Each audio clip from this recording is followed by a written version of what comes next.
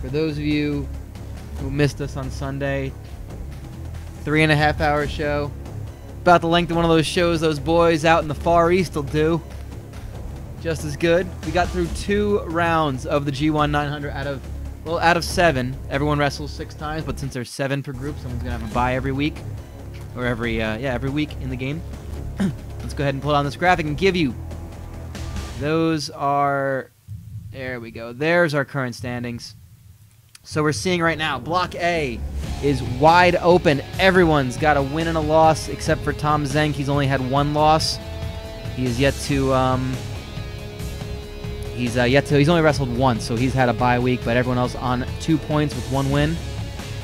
Over in Block B, so far, Wrath and Jerry Flynn have gone 2-0. Hollywood Barbarian and Mongo have gotten up the other wins. Lash, Leroux, Better Call Damian, Evan Karagias, all 3 of them on 0 points.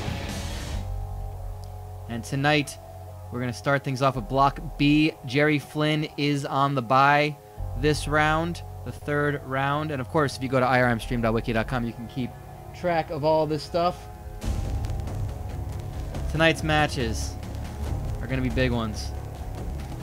Starting things off with Evan Karagias taking on Better Call Damian.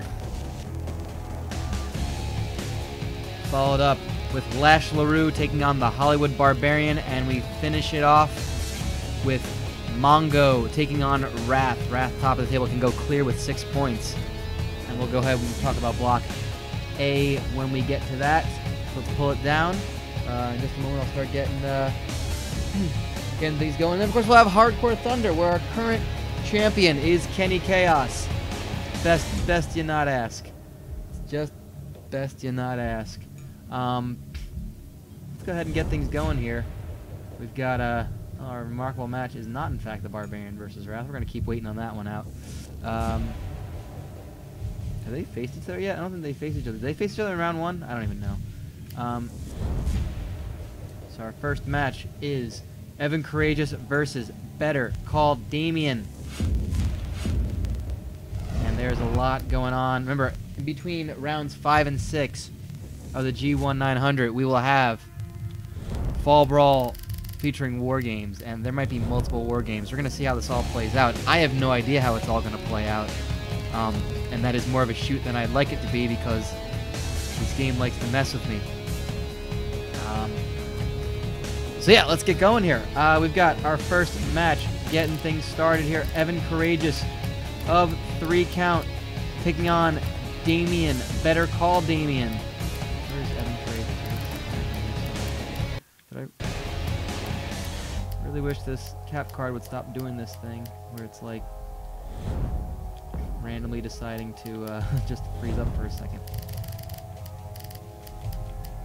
And meanwhile, while the match gets going, we're going to go ahead and bring in some other folks here.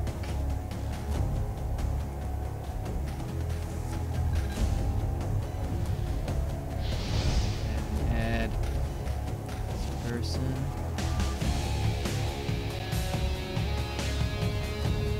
And we're going to go ahead and turn the entrances off. We've seen all these guys already.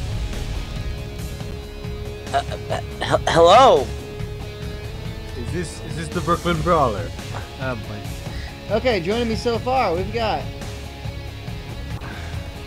Mr. Ben Pasco, who's going to be a complete wimp tomorrow. Oh, loading screen. Yes, loading screen. Best And joke. we've got the former fabulous, former NWA or AWA Ocean champion, former PCW champion, fabulous Matthew Foster. I think it's still kind of fabulous. No? How you guys doing? How's it going?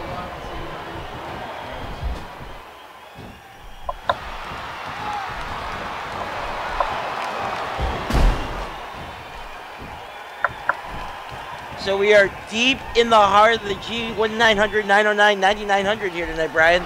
I mean, Match 3. And we got NTQ here. I'm not sure if he's going to be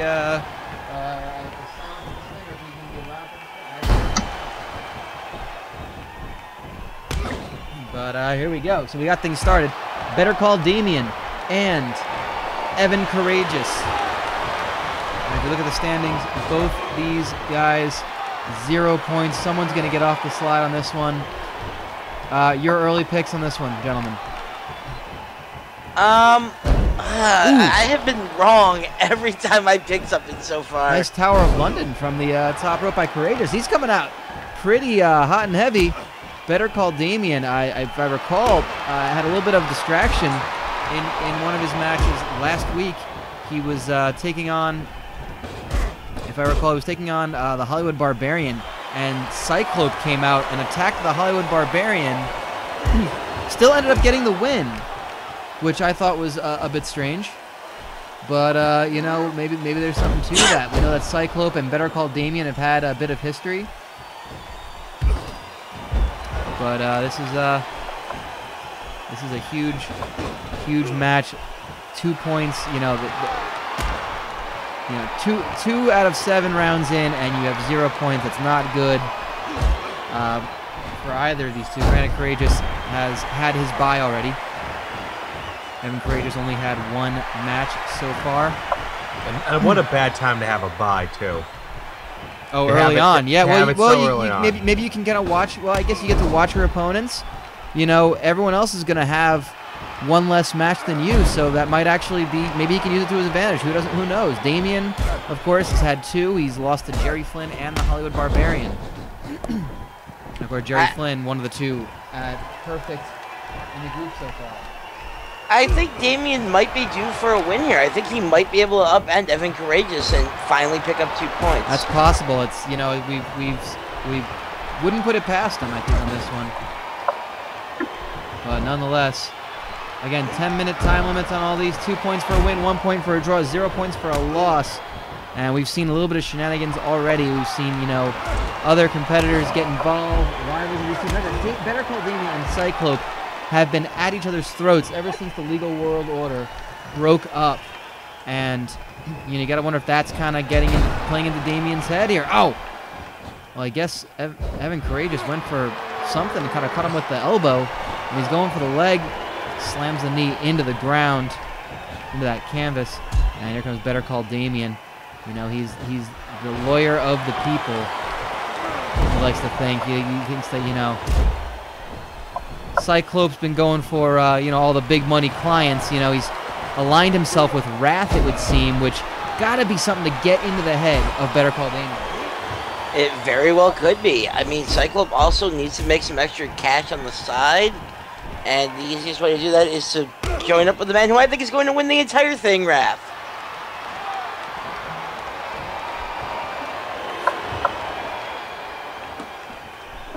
Then again, I've been wrong every time. Yeah, you're not the best gauge of these things. No, I am not. You're not the best Nick Gauge of these things. Oh, no! Well, Super Kalo has decided to make his presence felt at ringside, Brian. Wait, really? Yes. Oh, okay. Here comes Super Kalo. Super Kalo may or may not have, been aligned with Mr. JL recently. That's true. Well, no, they were both in that 4-way hardcore weight championship matches. Oh, that is correct. Or Mr. JL may have learned what's it like to be cool. Well, that's true, we did do that. Mr. JL, I saw him walking around backstage earlier. He's wearing cargo shorts. Oh, no. Yeah, and like a sweater vest but no shirt underneath. Oh, that's even worse. Are they slightly above the knee? Yes. The cargo shorts are fine. I don't mind cargo shorts. I refuse to buy into the whole cargo shorts a bad Cargo thing. Shorts are fantastic. And here's a cover, and Super Kalo on the apron. Charles Robinson clearly saw the pin, but felt the need to stare at Super Kalo, and I guess that was enough of a distraction. He's enamored with him. And I mean, wouldn't you be, Brian? Not sure how to answer. The sunglasses are pretty darn cool. And Evan Karagias having his way here with Better Call Damian. And Super Kalo's done. He's just done. He's left. That was his plan. He felt the need to make himself present, and he seems to have even given up. Well, that's what cool people do. They give up. That's not a good lesson for the kids out there. And speaking of giving up, Better Call Damian not giving up to that full Nelson. See, that's a nice little segue there. Yeah. Well done. Again, we have lots of action here tonight. Covering the G-1-900-909-9900. Time permitting, we're going to try to get through 2 more rounds of block of the entire tournament. That's 2 weeks.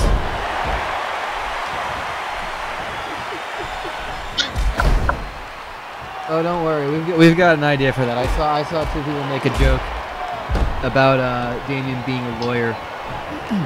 Don't worry, we got something for that as well. And both these two are putting up quite a fight. Just under the 4-minute mark, just past halfway. Boot by Better Call Damian. Now, should this one end in a draw, this would be our first draw, no? Yes, it would be the first draw. It'd be a point apiece.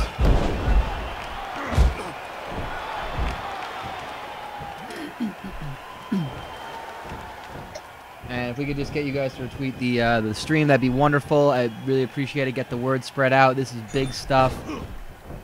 You know, it's unfortunate. There were like 2 other channels that also posted that they were streaming at the exact same time. So there was that as well. Yeah, well, they're not doing the G-1-900-909-9900. They could suck a dick. That is true. You know, gonna watch this motherfucking video game stream? You're dead to me. Well, that's unnecessary. There's a lot of dead people out there now.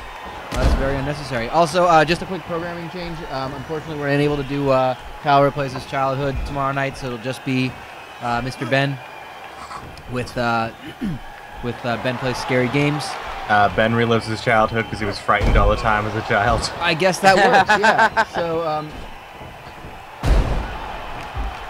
up against the Akron Accident season debut. Ben is uncomfortably vulnerable.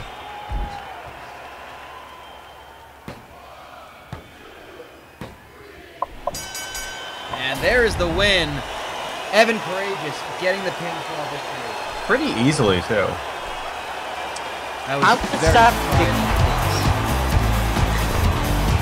and more agony for Damian. Better Call Damian. But you may have picked up a client during this one, Brian. In Super Colo? I guess so. I don't know. It's very strange, but the assistance of Super Colo had no effect on it. No. Absolutely not. Absolutely no help whatsoever. So your winner in 7 minutes 55 seconds, Evan Courageous on 2 points.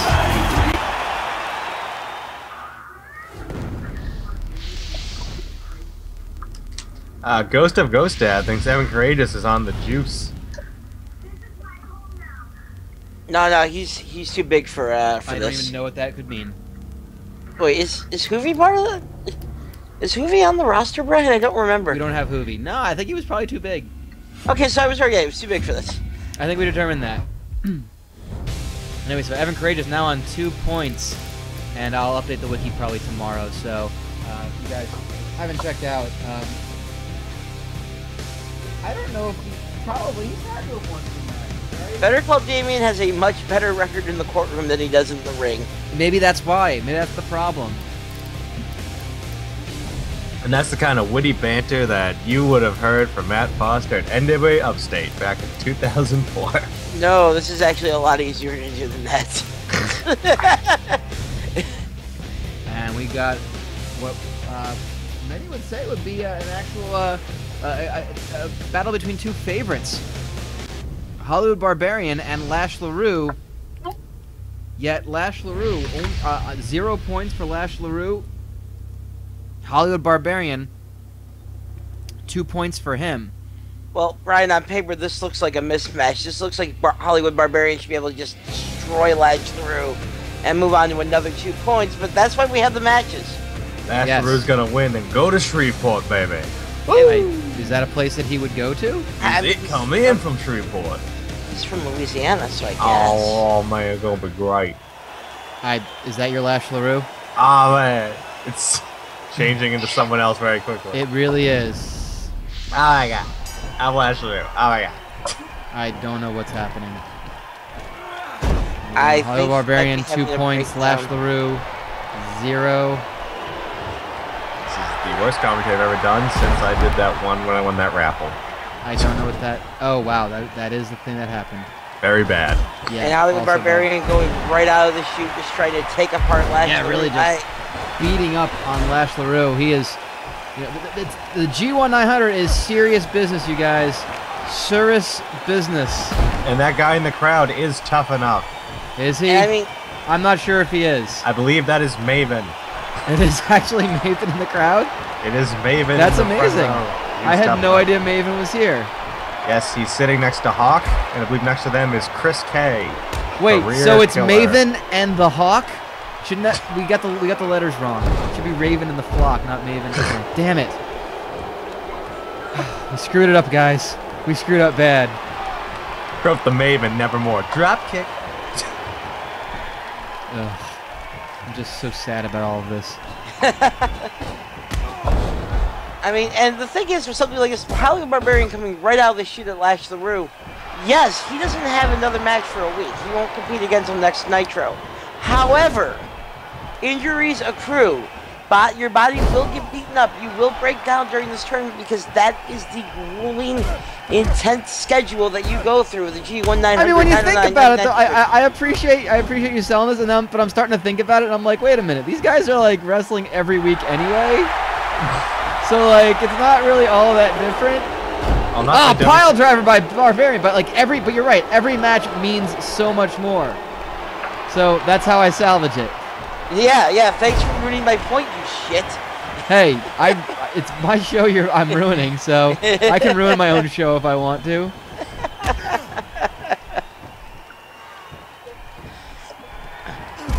Lash Leroux saying, you want to be a big man, I can be demonstrative too. I can use my big boy voice. And it didn't work. Wait, what? Is that the thing you would say? Very specific quote. It really is. I'm very surprised about all that. From a movie. Whoever gets it in the chat wins to knowledge of knowing the God in the chat. Nothing at all. I'm gonna put your big boy pants on. I can yell too. I'm disturbed by what's happening right now. The Wendy's sign. Sure. Oh God, there is a Wendy's sign in this game, isn't there? Also disturbing me. Barbarian, however, having like Lash Leroux not getting any offense in whatsoever. Barbarian going for the cover, kick out by Lash. I don't know if that was smart by Lash. You want him to just give up? Well, live to fight another day. There's plenty of other matches in this tournament that he could win. And Lash Leroux is not getting any easier. Ah, tombstone by the Hollywood Barbarian. Oh, he's not done. Oh, he's going to drop him on his head again. Oh my God, this really is like Japan. Just all these, just head drop city.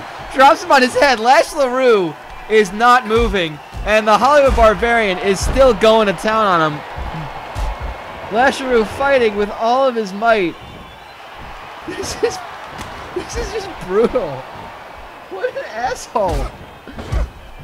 Lash, you shouldn't have retaliated that. Oh no. And Barbarian going for the kick. He's putting people away with it, and Lash Leroux still trying to fight back. Oh, he knocks him over the top, over to the outside. Hip toss, baby. And Lash Leroux. He's only making him angrier. He is. You can't stop the Hollywood Barbarian. You can only hope to contain him to the general California area. Oh, we've got some. Lash Leroux looks to be leaking a little bit of red from his head there. Oh, is there blood? He's this bleeding. is not good for Lash. Oh, he is in a bad way. Literally. See what I mean by live to fight another day? Lashed Leroux. Oh, Gash Jesus. Leroux. You probably should have gone with Gash Leroux, just so you know. And Barbarian has a pump handle up and down, right on his back. And Barbarian is not done. He's milking this. Oh, no, another tombstone. Oh no. Oh, down on his head. He is sending a message to the rest of the G-1-900-909-9900. Lash Leroux is actually getting back up. That he is going to try to paralyze everybody. He really, if you can't beat him, paralyze him. And if you can beat him while you're doing that, I guess that works too. But how is Lash Leroux still standing? This is unbelievable. I mean, if he paralyzes everybody else in the block, he does win by default. And Barbarian with a full Nelson. Lash Leroux has to be giving up at this point. He's breaking the full Nelson. Lash, he's still fighting stop. back. This is just uncomfortable. He's just really like, he's getting the shit His out house of him. was destroyed in Hurricane Katrina. This man has nothing to lose. I guess. Oh, Barbarian going down the leg. I guess that's the one part of him he hasn't. And goes for the cover. Please, just a mercy killing at this point. It's all over. Your winner, 5 minutes and 38 seconds. Hollywood Barbarian increases to 4 points. And Lash Leroux. Barbarian. It's another win by Barbarian. I don't know if this song parody works as well as I think it does. No, it doesn't really. Okay. And Lash Leroux still on 2 points. Hollywood Barbarian.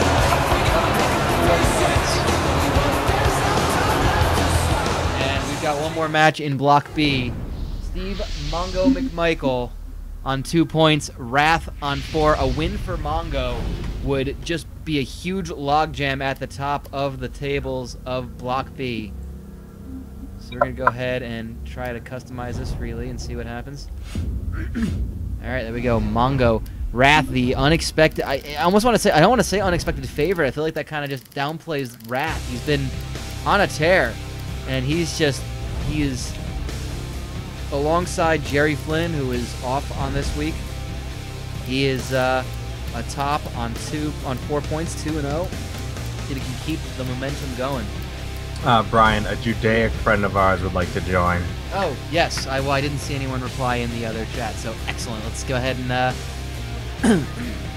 Please welcome Jewish American Barry Horowitz.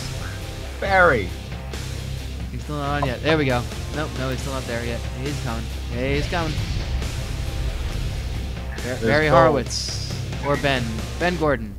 Hello. Hi. You've missed 2 matches so far. Just a recap in case you've just joined us. Evan Karagias. I'm hearing some feedback. Is that better? We'll see. Evan, there we go. Evan Karagias has defeated Better Call Damian. Meaning Better Call Damian has still yet to register a win in the G-1-900, and he is off in the. He is on a bye in the next set of matches, so he stays on 0 points. Hollywood Barbarian dominating Lash Leroux, and Lash Leroux also on 0 points. Hollywood Barbarian up to 4 points. Right now we have Mongo on 2, taking on Wrath with 4. A win for Wrath would put him alone atop Block B. If Mongo gets the win, we would have 4 wrestlers on 4 points. Going into the halfway point, and Wrath is going to town on Mongo, who still has a tapeworm. So Mongo's going into this match with a stated disadvantage already. And a tapeworm. Well, yes. Oh, that was So, the disadvantage. Okay. It's a handicap match. I didn't realize the tapeworm was the disadvantage we were playing. Yeah, I mean, it was, but also he really can't wrestle. That hasn't stopped him before. And the fact that he's facing Wrath, who has been dominating. Yeah, I mean, and Wrath probably saw what Barbarian did and maybe wanted to play a game of one-upsmanship. Well, I mean, at this point, you know, if you get an early lead in this tournament, it's all about protecting that lead. And Wrath just bringing down all of that frame, that giant frame. Look at how... It's amazing that tapeworm actually affected Mongo's height as well. I don't understand it. Yeah, apparently ate away at his spine. I have to question WCW's health insurance practices for allowing Mongo to continue to wrestle, cleared by the doctors, with a several months worth old tapeworm still circulating in the system. I think he's more tapeworm than man at this point. He's more tapeworm than man. I like it. I like that a lot. And it may have affected all of his muscles, but the one thing it hasn't affected is his heart. Oh, it has? Oh, he's in serious trouble. That's actually a very good point by NTQ. Is that it's not just that Wrath's winning, it's how he's winning. Like, you saw what Hollywood Barbarian just did to Lash Leroux, and Wrath dominated the Hollywood Barbarian to the point where Cyclope, former champion Cyclope, who opted due to injuries from his match against Roadblock, where he lost his title, opted not to participate in the G-1-900. A little too banged up, too rigorous of a schedule, wanted to recoup, wanted to focus on going after, getting back in the hunt for the title. Again, the winner of the G-1-900 gets a shot at the champion. Currently, Roadblock is that champion. I think certain that's going to stay that way because, of course, we do have a pay-per-view. In the meantime, we have Fall Brawl in just a few weeks, and Wrath just having his way, manhandling Mongo, Little Mongo. Little Mongo. We're calling him Bomb Luck Clark, eh? That's a stretch. It is a bit of a stretch. I appreciate the effort. That's a 4-year-old Blinky. Mongo in yoga. That's a stretch. I appreciate the effort on that one. He's the under bomb. I don't think Mongo's even gotten out of the gate. This is Wrath it's been an uncomfortable night of action. This is grapple fuck. Did you say it's grapple fuck? Yeah, this is a Muscle Bears fucking dream come true show so No, far. no, Mongo's tiny in this one. Doesn't really work. It's a twink. Just dominating. Is this a Man, wrestling squash? dominating Is this other a men. wrestling squash match? Do you realize how upset I am that that video doesn't exist anymore? So you guys understand. Oh my God! Wrath just throws him off the top rope and completely misses the elbow drop. I guess he just decided he went a little crazy. Oh, big splash from the top rope. The high fly fallout. DDT. Wrath going up top again. Oh my God, he's our Tanahashi, isn't he? If anyone could ever find this video again. It got taken down. It's a really uncomfortable. I don't even want to spoil it because there might be the chance that it shows up again. And trust me, you're gonna all have to watch it. It was just called Wrestling Squash Match. It was not what we thought it was. Oh God. Oh, is that a package pile driver basically? Did Wrath just do a package pile driver? And the only thing that saved Mongo there was that he was in the ropes. And Wrath, If I were Mongo, I would have asked the ref to count anyway. well, the referee wouldn't have. Oh, boots to the midsection. Little Mongo not having a good time right now. We're hitting about, oh, Wrath up to the top. Oh, just launches himself onto Mongo. Oh, boots in the face. Oh my God. That's gotta be it. I feel like I should be screaming these. Wrath just did a springboard anything for a moment. It is all over. insane. Wrath. Jesus. 6 points. I don't think anyone's catching him. Well, there is your favorite. That's your favorite right there. I want Wrath versus Roadblock. I mean, who's going to stop him right now? The only thing that's going Adam to stop Wrath. Bomahashi. The only thing that's going to stop Wrath is Wrath at this point. Or Jerry Flynn. You cannot stop Wrath. You can only hope to contain him. I'm actually going to look right now. And wait a minute. What? The Maestro and David and some fan in the Maestro are attacking. What the fuck? God damn it. Quick, give me a black guy from WCW who that could possibly be. No, you guys know who that is. That's Ricky Shane after out of 10. That's the Maestro, and guys, help me out on this one. Hard Body Harrison? Sure, it's Hard Body Harrison. Stang?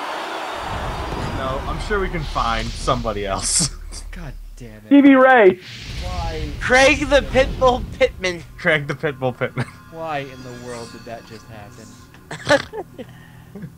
Has that ever happened before? They've come out to celebrate before, and LOL Roadblock wins. It's Big T. It's who? Big T. I kind of like that it's Craig Pitbull Pittman, though. I kind of like that. You just gotta put him in army fatigues now. Oh my God. That'd be pretty easy. No, I can't with not in this game. I can't really edit people in this game. Oh really? You can't just change his gear? I'm actually just looking now. You can't really do that in this one. I don't think you can edit people's gear. That was like later games. Oh my God, you guys. I did. Okay, you have to believe me. Okay, there's no way you're not gonna believe me because there's no way I could have predicted that Jerry Flynn and Wrath would be top of the tables. Wrath versus, and I drew the matches at random. The order of the matches were completely at random. Wrath versus Jerry Flynn is the last match. Of course it is. I did not plan that. Because I couldn't have planned that they would be dominating this either. Well, there's still plenty of time. It's like they knew. Big Willie Blackheart and the Bandit. No. No. Well, it is Hardcore Thunder time, guys. Oh. It is Hardcore Thunder. If I recall, our champion is Kenny Kaos because that's the thing that happened. Why not? He is currently our hardcore weight champion, and he needs a first opponent. I want to applaud Falcon in the chat for Tetsuya Maestro. Tetsuya Maestro. God damn it. You know what? I'm gonna give the first pick.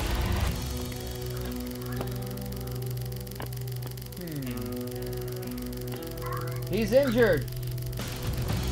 He's injured. Yeah. We can't use him. Jim Jowers is dead.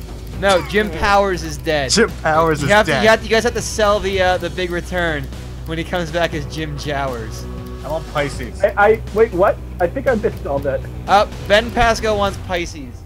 I have no problem with Pisces being part of it. We had McMichael last time.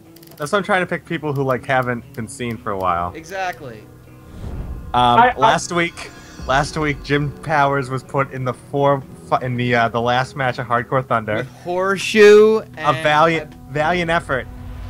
A valiant effort, and during it we realized someone called him Jim Jowers. Oh, because we were going for alliteration. We tried to have everyone in alliteration match. Every single match had people with alliterated names, and we just came with. You never can expect what's gonna be funny on these streams. We found Jim Jowers to be the fucking funniest thing ever. And he almost won. He almost won. But then afterwards he was attacked, and Malibu Man ran to check on him, and Jim Powers is dead. Jim Powers is dead, which allows for his return. Triumphant return. He will be resurrected as Jim Jowers, and Jim Jowers died for all of your sins.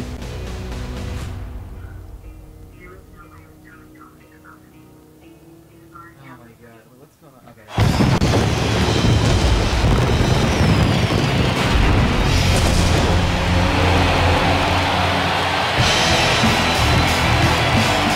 Hardcore Thunder. I'm gonna go try to throw together something for dinner real quick. So bear with me, guys. Phil! Hardcore Thunder! Sure, do that. Why not? Here we go. Hardcore weight title on the line. Pisces, one member of the Signs of the Zodiac, taking on Kenny Kaos for the championship. Who is Aquarius? Glacier. I thought so. Have you guys ever tried to find the guy who made all these, just to like the guy who made all these, like the originals? No, it's a lot of different people. That's insane that someone made a Kenny Kaos one. One of the very well-known songwriters. I've watched our streams before. Oh. I think it's Jam, and then some numbers like Jam 72 or something like that. 70, yeah, something like that, yeah. Yeah, he's been in our chat before. And I had to confirm that he was the same Jam, because I couldn't remember the name exactly. I don't know if he made any of these. These are all over the place. Like, some of the Lucha guys are like people who made like, strictly Lucha people. Yes, that's right. Nothing says the hardcore weight division. Oh, they're going to the weapons early. They are. They're not even bothering to go for each other. They're just going for the weapons and, like, going to see how it happens. And Pisces decides music is the worst. Did he just, like, throw down the guitar in anger? Yeah. He got a guitar! Not a fan of music. No. Is John Tenta. He's more a fan of the hip-hop. He's not a shark, he's not an avalanche, and he's not a lover of music. John Tenta only likes spoken word, and that's it. Those words are threats. About your family. Yes, he will threaten everybody. If there is any type of rhythm, then that's just going to make him angry. The rhythm ain't gonna get him. This is why he just comes out to... But he's gonna get you. We're gonna need a bigger ring. John Tenta, I must say, rocking his finest sweatpants tonight. Got a crutch. Just whooping on Kenny Kaos. I'm gonna whoop your ass. There's a mop, there's a kendo stick over on the other side of the ring, a guitar that he threw down. Well, It's all the Tenta, thunder, baby. There's a lot of plunder. I mean, Plunder on thunder. We got plunder on thunder, daddy. Tenta's no lightweight out there. He knows what he's doing in the ring. He's no You're lightweight right. anywhere. He is a hardcore weight. You're hating me for that, aren't you? No, I kind of set myself up for failure on that one. I could say something really mean right now, but I choose not to. Kenny Kaos with a brief injury for some reason. His toe hurts. This is the most I've ever seen them go to actually use weapons. Well, listen, it's Kenny Kaos and Pisces. What else are you gonna do? Grappling. Yeah, no grapple fuck in this match today. Just regular fucking. It's not about weight limits, it's about no limits. In terms of sex. With Ben Wow, in that's wrestling. I forget where this story came from, but in a wrestler autobiography, I remember someone told the story of someone of one of the wrestlers basically cutting one of those backstage, this isn't what wrestling is on the marquee. It's all about wrestling. But instead of the word wrestling, he just changed every word to fucking. It was Marty Jannetty making fun of Vern Gagne. Thank you. What was this again? In Mick Foley's book, he used to ride with Marty and Al Snow, and Marty used to do a Vern Gagne impression. He'd be like, "You see what it says on that marquee? It says fucking. It doesn't say Marty Jannetty show. It says the fucking show." And that's what people pay to see here tonight. God damn it! They paid to see Fucking. two men fuck. They paid to see two men fucking in the middle of that ring with one clear winner and one clear loser. I don't think anything's clear. I think it's more milky and white and business. Oh, good lord. What do you do? Well, I like to give a reach around. No. Low-key never jumped. When there's fucking on the mic marquee. I finish first and I leave. That's how this is going to work. And I will hit you with a barrage of thrusts. I'll hit you with Good a. I will lord, hit you I with was a thinking it. A barrage of semen. better one. Better one. I got a better one. I'll hit you with a barrage of dicks. Yes, he will. Where is he getting them all? I have them in a ball that I keep in my gym bag. He's got a suitcase of them. A suitcase of cocks. It always goes back to Loki, doesn't it? As it should. After I've defeated my opponent, I take a souvenir. I kick his dick off, and I take it with me. Wow, this is getting fun. Yeah, what are you I doing? dig it. This is good. Linky in the chat, the cleaner Kenny Kaos. Oh my god, he really does look like Kenny Omega a little bit. He's gotta be the cleaner Kenny Kaos. It looks like you got some editing to do. No, I don't, okay? Leather jackets. It's not about weight limits, it's about hardcore weight limits. Although I think everyone should just have a leather jacket. We're gonna start the bullshit club. Oh, For Christ's sake. is Renegade the leader of the Bullet Club?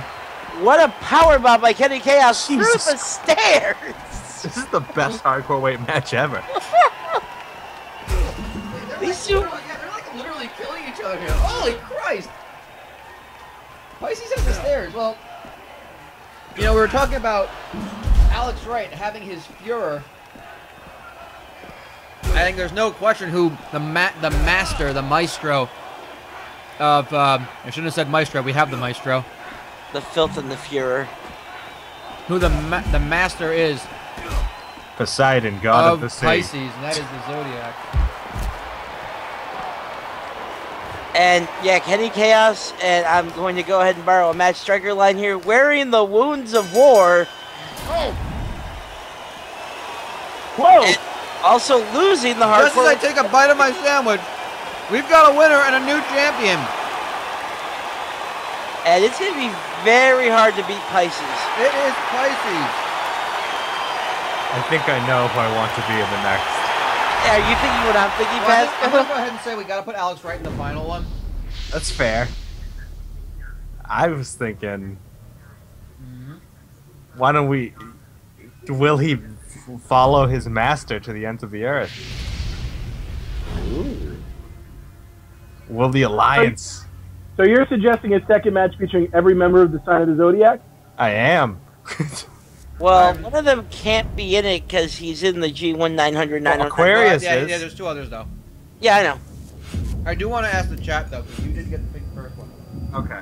So, how does the chat feel as we have is somebody outside? Sorry, I was leaning into my fan. Sorry, I went for a run. Sorry, I'm not sorry. With my computer. Sorry, I'm driving. Someone does want Scotty Riggs. That's So- the only time Does anybody really want Scotty Riggs? I was Nobody gonna wants Scotty Riggs. the only time that sentence has ever been said. I think David Otunga deserves a shot. I mean, Sergeant Craig Pittman. No. No, in fact, I'm going to make sure he's off the roster. Alright, we got Scotty Riggs. Like, I think it's weird that two people were just going to... I think he was in all order going to for say Scotty Riggs. somebody to want Scotty Riggs, Paul Heyman had to make him Rob Van Dam's best friend, and then make him turn on his best friend. We Alright, talk about- I have no idea what you said because you What? clipped like a motherfucker. Me? Yeah, you're Yes. clipping. No, we're not doing horseshoe just yet. That's a special attraction. We had him last week. We trotted him out last week. Or on Sunday. Thank God we don't have to deal with it. It does feel like last week though. It feels like forever ago. I mean, I fell asleep It was that during... friggin' long. Oh, thanks. That's helpful. Oh, Well, I like the just idea. fell into bed. I think it is, in fact, the official driver of the WCW Hammer Van Hammer. Hammer. Hammer Ah. Van. I'm very disappointed in myself right now. Do you want to know why I'm very disappointed in myself right now, Brian? Guess who just figured out the fun? The Hammer Van? Yes! Hammer Van. That the Hammer Van is I just- just throw you off the call for that. Hammer. You I- should I just be ju- banned from the fucking call for that. I just did too. Well, I can't throw everybody off. Pasco and I are very disappointed in ourselves. You should be.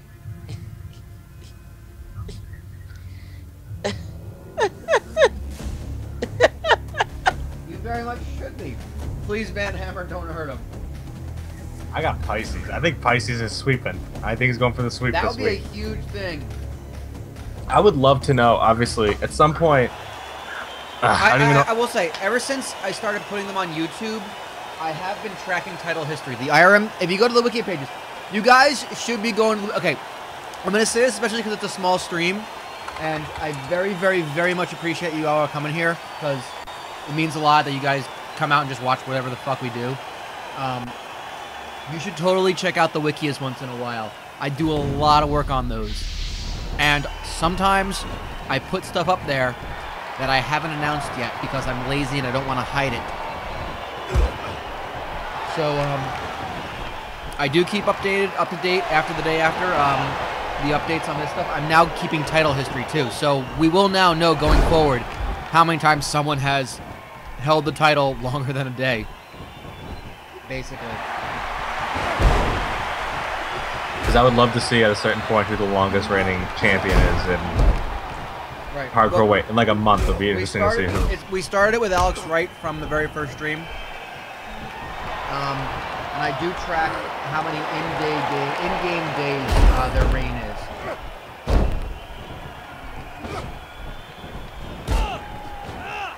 So, for example, like if Pisces were to lose, his would say 0. But if he were to leave, Hardcore Thunder as a champion, and then lose it next week, I'd put 7. Like I think Alex Wright.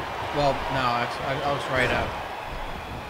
I think he survived a full stream, survived a full show, and then lost it like halfway through. Yes, I think so. I forget how. Fucking just 1 week, like Roadblock's gonna fucking win it. Hold on to it for like ever. MVP's got a good memory. He recalls Marcus the Things Bagwell defending it 5 times in a row, running the gauntlet, and then losing it in the 4-way. Is he the longest reigning hardcore weight champion? Unofficially, yeah, just because I don't have the records. Right. Like it does. That's the thing. Someone on Sunday who was not, I guess, wasn't too familiar with the, or was new to the stream, asked why we're using WWE 12, and I'm like, because that's how long we've been doing this. Like, that game was more recent than. Yeah, I mean, this is definitely WCW Universe Mode, much like a lot of other stuff we do here at IRM, is a labor of love, Brian. Sure it is. I feel like I should get angry at anyone else who says that other than me because of all the fucking work I put in. Well, fair enough. I mean, I respect all the work you do. I don't. Shut up. Oh, suck a lemon. Like, sounds delicious. I like lemons. man, we've got a lot of plunder on the outside. There's a crutch, there's a title belt. Is that a mop? That is a mop. The Van Hammer. The Van Hammer. That man is a weapon. Is the Hammer Van a legal weapon during hardcore weight title matches? Of course, yeah, anything goes. Now, if you can get find a him way to to the park arena. out- But the problem is, if he tried to bring it in, he'd likely get towed. I understand that the Hammer Van is, in fact, parked in Space 22. 22! Sorry, Moses is watching it. He's doing good. I'm even more ashamed of myself right now because I just read a pun that Blinky didn't get so much later in his life that I just now understand. Oh my god, I just didn't realize that either. I also didn't have Sega. The character Tails from the Sonic the Hedgehog games was named Miles Tails per hour. Miles per hour. Oh wow! I didn't know. I wouldn't have gotten that 'cause I didn't know that was the name. Wow. I didn't know that was Tails' name. Wow! I don't know if I want to share anything like that in there. If you want to make us feel like idiots, go ahead. I know I've got stuff that I just never knew, and it was like, oh my god, it blew my mind. I just can't think of what they were. But I know there's a ton. Trust me. Meanwhile, Scotty Riggs is not having a good time. Ah! Drink to the face! Oh! Trying to wake up Scotty Riggs. It works!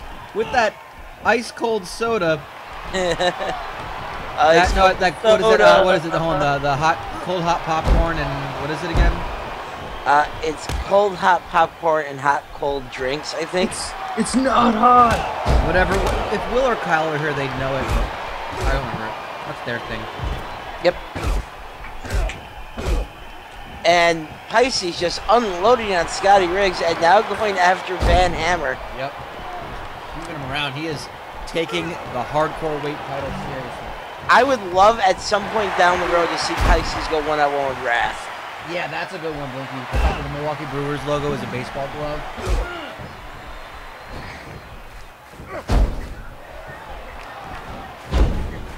Yeah, like, I'm with NTQ. I knew it was a baseball glove. I didn't recognize the MB till later on in life. Yeah, that's... Wow. Okay. There's something that when I think of it, I'm gonna remember it, and I'll tweet it if I have to. Or like the Amazon logo with the arrow that points from the A to the Z. Yeah. There was something in wrestling that I didn't know until well out of night, and I was like, oh my god, how did I miss that? Well, there was the old commentary that Gorilla Monsoon would mention about certain guys going to the Patterson Wrestling School and learning their go-behinds. Oh, all the Patterson gay jokes. Well, I mean, you know. Yes. If you're a kid and you're not familiar with, like, you know Yeah. whatever. Those are inside jokes. Oh my god! Further proving his hatred of music, he just whooped Van Hammer with a guitar that he might have serenaded us with if he won. Well, Van Hammer never actually played the guitar. He just brought it with him to the ring. Well, he never had the opportunity to, I guess. I mean, you know how hard it is to carry an amp with you when you're walking to a wrestling ring bed? This is not related to the stream, Okay. but I guess on Tough Talk, one of the female wrestlers called another wrestler a ring rat live on television. Nice. What is Tough Talk? It's the post Tough Enough show.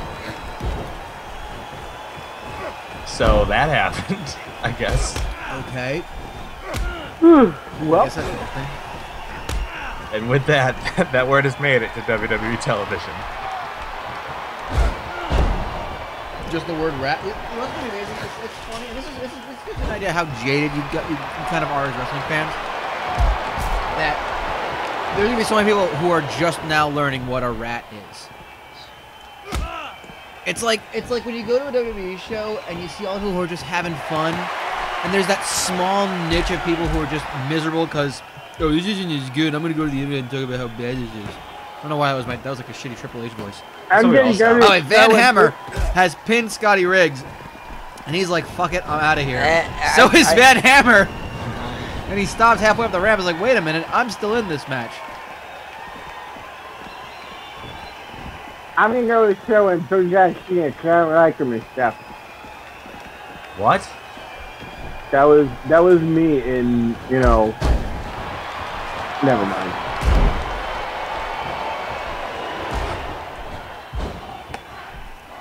No, not this again.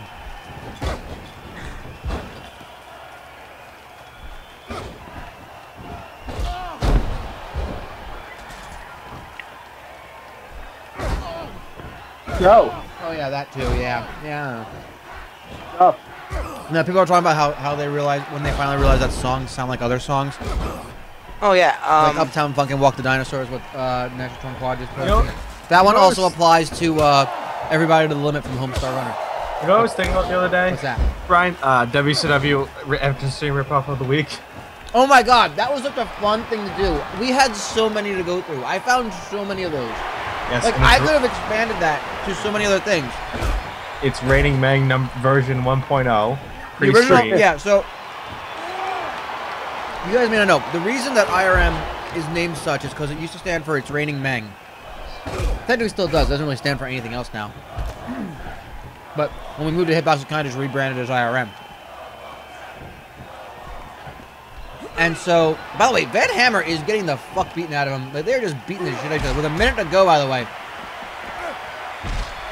And so we had it was a blog first, and it might still even be there on WordPress. It was itsraining.wordpress.com. The regular URL shouldn't get you there anymore because I stopped paying for it. Yeah, the WordPress one's still up. Mm-hmm. And Van Hammer is the champion. Wow. That's an upset. I think so. It's the power of the Hammer Band. But yeah, I mean, It's Raining Meng formed when on an old podcast that had nothing to do with Meng in the title. We had a segment that wasn't really a segment, but something that would just come out every now and then called Meng Karaoke, where we would just try to sneak Meng into as many songs as we could. For Meng example, Karaoke was such a dumb idea, and I loved it. I still do it. That's like to this day. It also bugged me that at the Chikara show where they had karaoke, there was one of the songs was "Don't You Want Me," and it was not sang "Don't You Want Meng." Like we always, that was the joke. That was like our one go-to one in the jokes. Meng was working at the cocktail bar when Meng met you. It worked best when it either rhymed with Meng, like "Wind Beneath My Meng," or if we replaced it with "Me," like "Don't You Want Meng, Baby." or for example, I am a Meng of constant sorrow. Yes. Or Man. Man also worked. Yeah, replacing Man worked as well. Okay, so our champion is Van Hammer. Hammer Van, Hammer. Meng, Chat, help me out here. Need look no more. Meng, both found love. One of them will be Alex Wright. Trying to please his Fuhrer. Oh, a lot of Ernest the Cat Miller. I like that idea. Yeah, that's right. Yeah, sorry. Brimstone Sean, the only catch is guys in the G-1-900 are not eligible for Hardcore Thunder. They got a busy enough schedule as it is. So Ernest the Cat Miller. Did I just pass him? Oh, there he is. He's the greatest. And need one more. But long story Tribute short, Mortis. I like Tribute Mortis as an idea. one of the features on the site was Brian wrote WCW entrance theme ripoff of the week, because when you look at all the 90s WCW entrance themes, they're all ripoffs of other songs that Brian would real find. songs. My favorite one is the Rick Rude one, back on, you discovered it on TCC, that's a ripoff of How Whitney Will I Know Houston. by Whitney Houston. It's a little bit of So Emotional, but it's mostly How Will I Know. And one of the greatest wrestling themes ever written. It really was. You can enjoy. You can enjoy all our old opinions from 3 years Well, ago. Will was the one who told me that there was it The Who? No, not The Who. There's a song called These Shoes. I'd never heard of the song before, but it was Razor Ramon's song. Theme. Or Those Shoes or something like that. What is Cyclope, by the way, paying for a ticket. It was the Eagles. Those Shoes by the Eagles is what Razor Ramon's music basically is. I don't know why Cyclope is here. I guess he wants to check out. You want a radio contest. Perhaps he's looking to scope out the hardcore weight champion. Maybe he's going to stick the winner. And they can see him sitting very clearly, a lot more animated looking than the others in the crowd. Jesus, you did a lot of these. What? I just didn't realize how many you did. I know. I wrote a lot of shit for that site.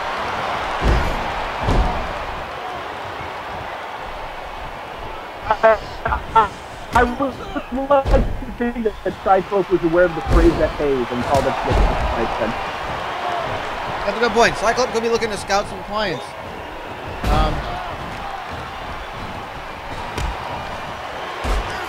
Right now, I really wish this game allowed you to do a War Games match. Don't worry, we will. Well, you understand why I'm saying this, right? Well, I mean, I assume it's going to be a team. Are you basically saying what I'm going to actually reveal? Maybe, so I'll shut up even though I didn't know that. I don't know anything anymore. Type it in the chat, please. This is not part of the script tonight, folks. This is not part of tonight's entertainment. Oops.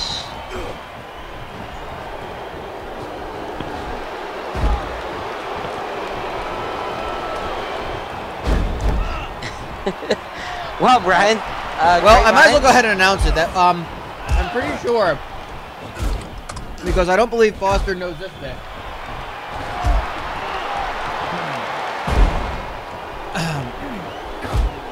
The main event, as it's starting to figure itself out, at Fall Brawl will in fact be War Games, a 3-on-3 battle. And I can tell you right now that Cyclope is there because he's likely scouting out opponents, or not opponents maybe, but teammates perhaps. Because on one side, it will be a team led by El Abogado, the Lucha Lawyer, Cyclope. On the other side will be Better Call Damian. And it will in fact not just be War Games.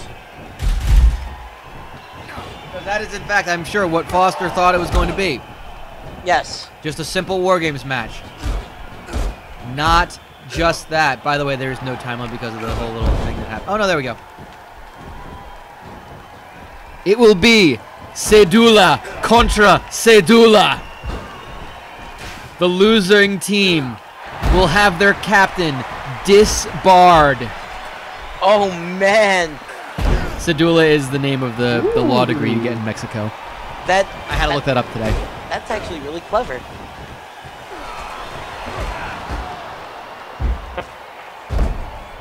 So that is going to be your main event for Fall Brawl War Games. Better Call Damian and two partners of his choosing, taking on Cyclope and two partners of his choosing. We can tell Wrath is likely going to be one of them.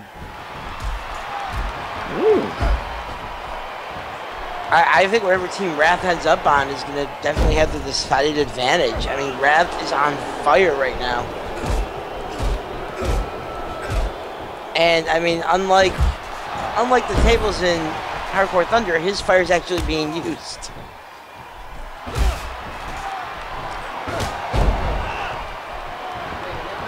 Flaming table, is that what's happening? Oh, no, there we go. No, and Alex Wright with the mop in the face.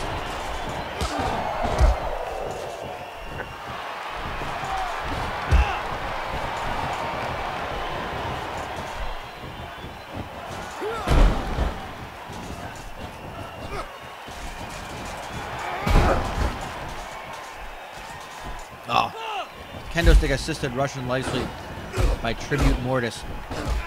And Alex Wright going to the top rope, but no one in reach. He's just hanging out there. He sides against it. Love when that happens in this game. And we got, oh, hip toss by Tribute Mortis. Remember, Van Hammer is the champion. He does not have to win this match. He can just happily take a time limit draw. It has happened before. It's part of the strategy. Ah, it's that chop to the back. What a dick, Ernest Miller.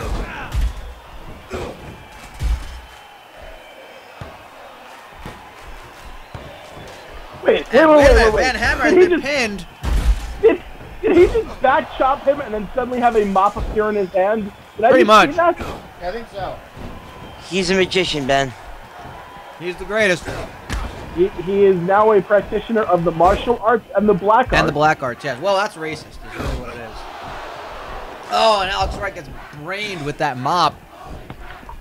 Again, just a reminder, the champion has been eliminated. The champion is out of here, but he could still retain if there is not a clear-cut winner. So Van Hammer's going to hope that these guys just beat each other up for a little bit more than 4 minutes. Nailed Alex Wright with the two-liner. Seriously, that was the name of the finisher. What was that? I was like, his finisher was called the two-liner. That was the thing that happened. Hans, yay! I'm pretty sure every mop is. That's what makes it so hardcore. I think he was asking if every mop was crusted with semen. Of course. I mean, that's how you can know. That's how you can tell it works. How you get things clean. You're just gonna leave your semen puddles everywhere? Yeah. What are we? What were you? Yeah, we're not professional. What were you, raised in a lake? And Tribute Mortis has eliminated the cat. We're down to Tribute Mortis and Alex Wright, the former champion. Oh, flatliner! An homage to the flatliner! An homage to the flatliner! Tribute Mortis wins! An homage to the flatliner. That was ad-lib. I like it. It's beautiful.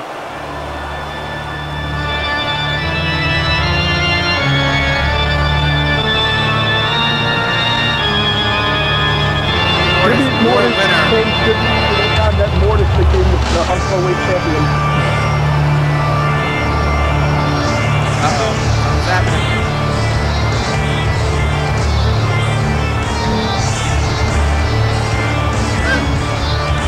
It's true that... Uh-oh. I like Blinky. This is not the greatest event in the history of our sport. This is just a tribute. It's a great joke. Uh-oh. Looks like the cat. Oh my god, is he injured again? Fuck. Well, Tribute Mortis is suddenly concerned over the man he just beat the ever-loving shit out of. Damn it. This is what happens when you bring the cat on, guys. He gets hurt again. Yeah, you guys are just prolonging. Like, we could have released him until now. Thanks, guys. I guess he's got 9 lives or something. Well, he's going to be on 3 soon. Thank you so much. That is now his 2nd time being injured. I'm not kidding. He was injured earlier. I guess he's only got 7 more to go or something. Oh my god. I'm proud of myself. You shouldn't Oh be. my god. Too I'm late. glad Alex Wright is the champion. It's not a Tribute Mortis. I'm glad Alex Wright isn't the champion. It isn't? Yes. I'm not even paying attention. Thought Alex Wright won. I do love that. Look at that. Look at the news. This guy's won the championship. This guy's won. Oh, look at that. He's embraced the fans. It's weird. Let me see what's going on with, I do want to see if he's hurt or not.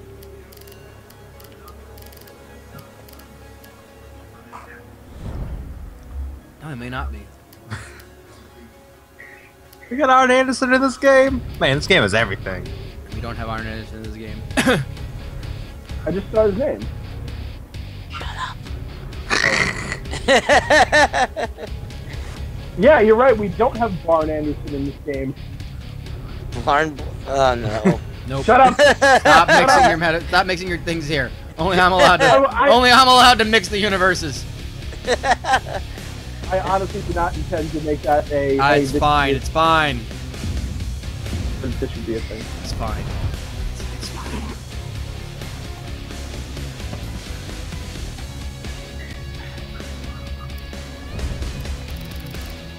No NDQ. He's not booked because I haven't made the adjustments to his CAW yet. Ixnay on the hours, Jay. Also, he's dead. He's dead. Jim Powers is dead, okay? And he's never coming back. You all killed him. You sons. Jim Powers isn't up there on the card. He's down there at the power plant. Oh, yes. In Augusta. In his greenhouse, the Powers plant. The Powers plant. What the fuck? Why did we not come up with this sooner? Yeah. Shoot week. Shoot week. Hold on. Shoot. Keep saying it. Shoot week. Shoot week. Shoot week. Good. That's enough. Shoot week. Shoot week. Get me a shovel. I'll bury everybody. I Let's gave go. you 3. You're fine. I'll bury everyone. I gave you 3 shoot weeks. All right. He's gonna keep burying people. I mean, that's what this is for. It's all for burying.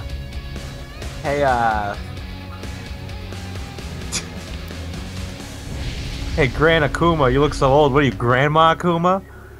Got him. Shoot week. Buried. I want to go to your home right now and just smack you in the face.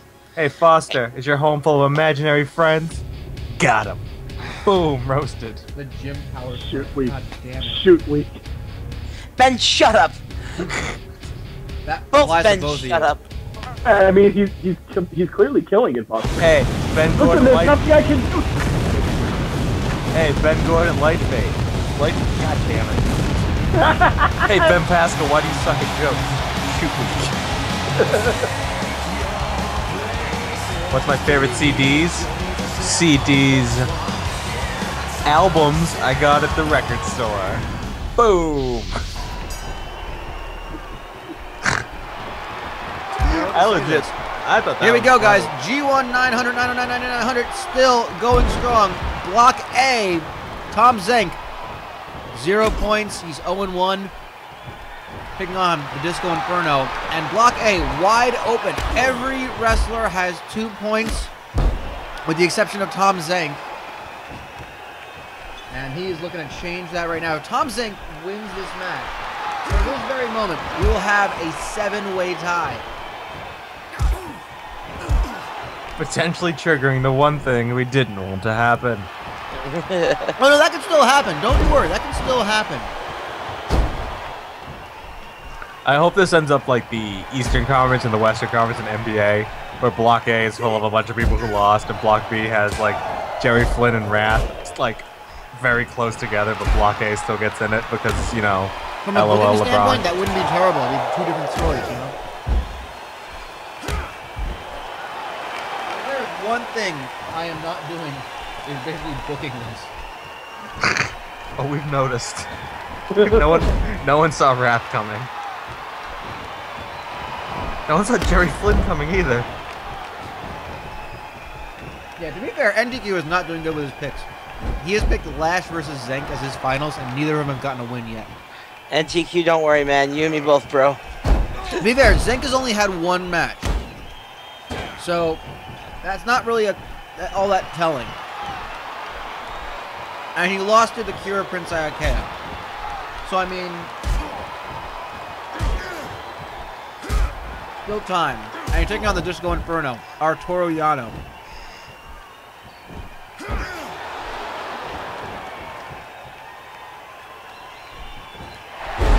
I understand that Disco came out with a giant gold record trying to sell it to people.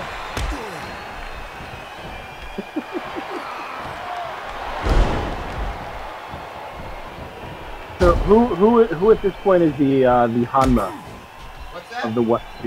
Who is our Hanma thus far?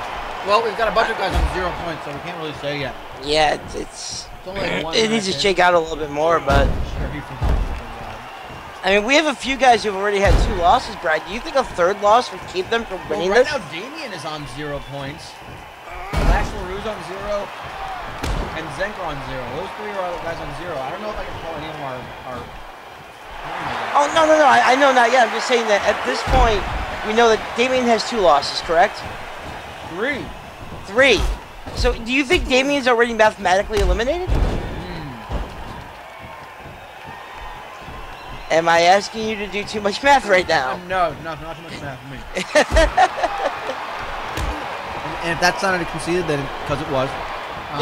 No, he is technically not. But a lot of things would have to flow, have to move in his favor. If Wrath wins on hour 1 of Nitro, then anyone with 0 points would be eliminated. NTQ saying that this game needs Paul Roma, so we could be like, oh my god, it's Paul Roma. Well, no, the reference he was making was a different one. Yeah. He was making a Paul Feinbaum reference. And we're making a reference to like 4 of us guys.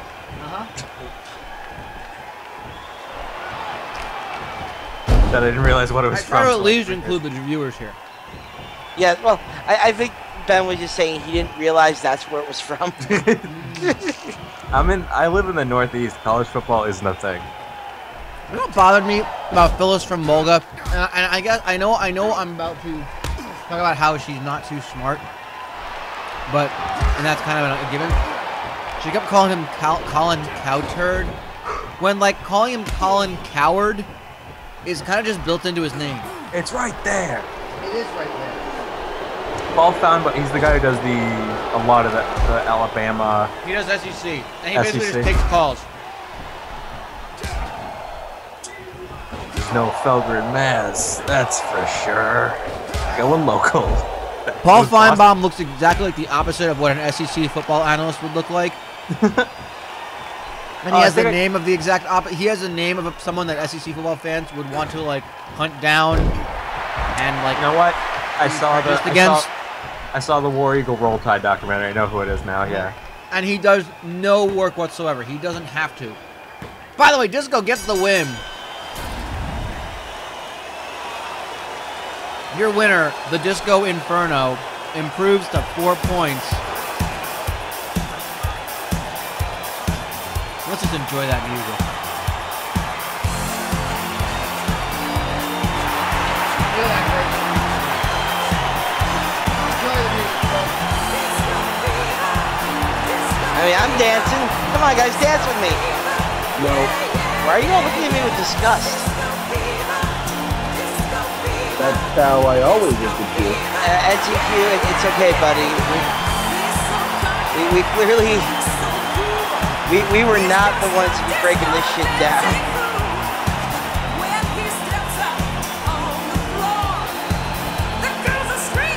We want more.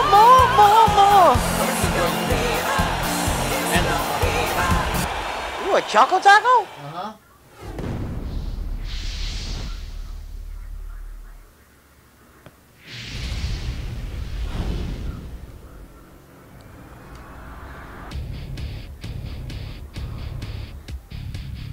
Alright, this means for this very moment, Disco Inferno is in the lead with 4 points. And for that, I apologize. I'm sorry that I did that. Oh my god.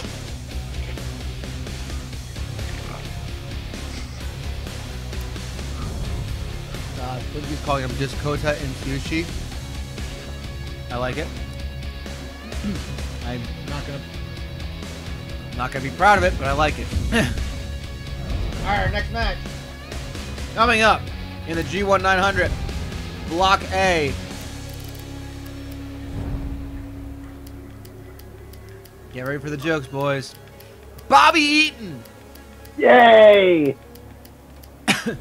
Look at him. He's so fat. And he's taking on the Renegade. That guy fist bump. Like, I want that like little thing where he's doing the worker pose with the fist to have like a turkey leg. Like he's just holding a corn dog in that hand. There's gotta be something funnier than a corn dog.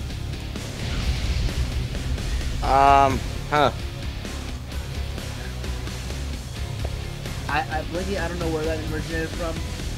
I don't either. But I know that New Legacy started doing it, therefore a lot of people on the internet started doing it.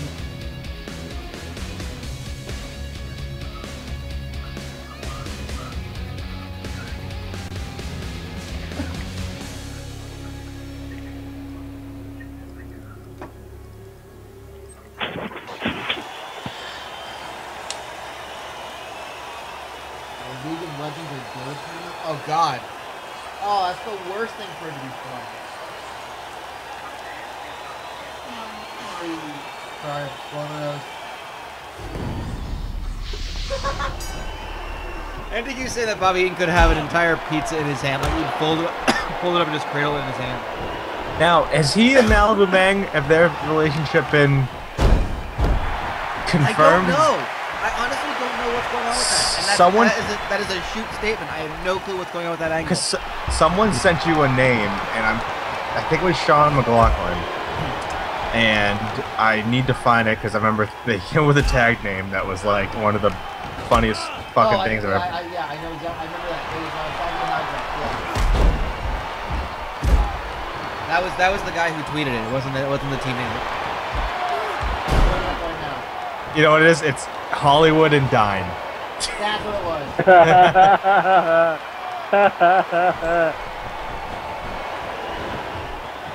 Oh my goodness. Yeah, no,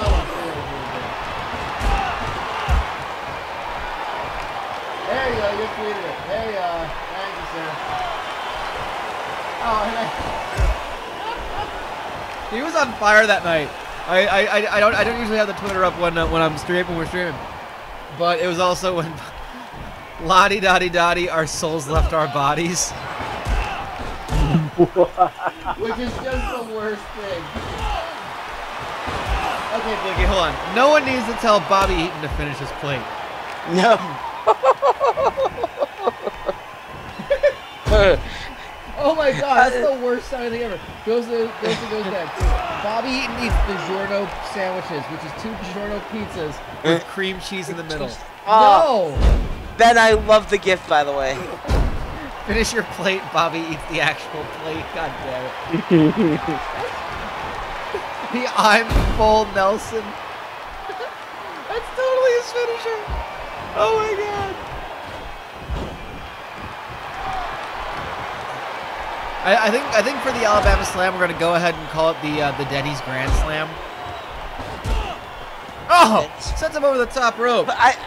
But are we keeping the name Alabama Jam because jam? Because of the jam stains, it's true. Again, the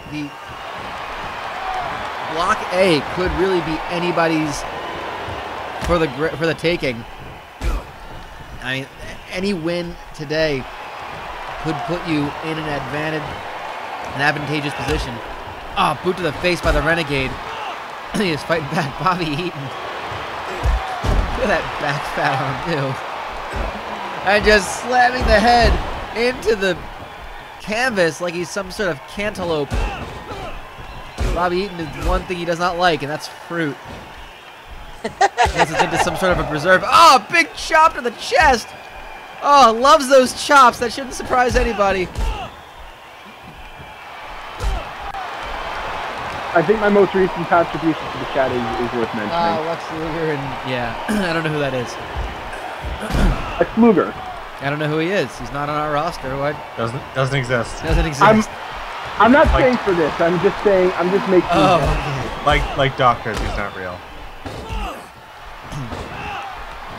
I'm just making generalizations. Nice back and forth contest we have here. I guess a back bacon in the fourth match. Back bacon. Oh, just some punches right to the throat of the Renegade on the top rope there. Dangerous up there. Oh God. Up. Superplex. Alabama man. Super saladplex. Supersized plex. Supersized plex. There you go. This is the best. Supersized plex. Good one on that one. I like it. I like it. This is a goes to dad. Bobby washes himself with a rag on a stick.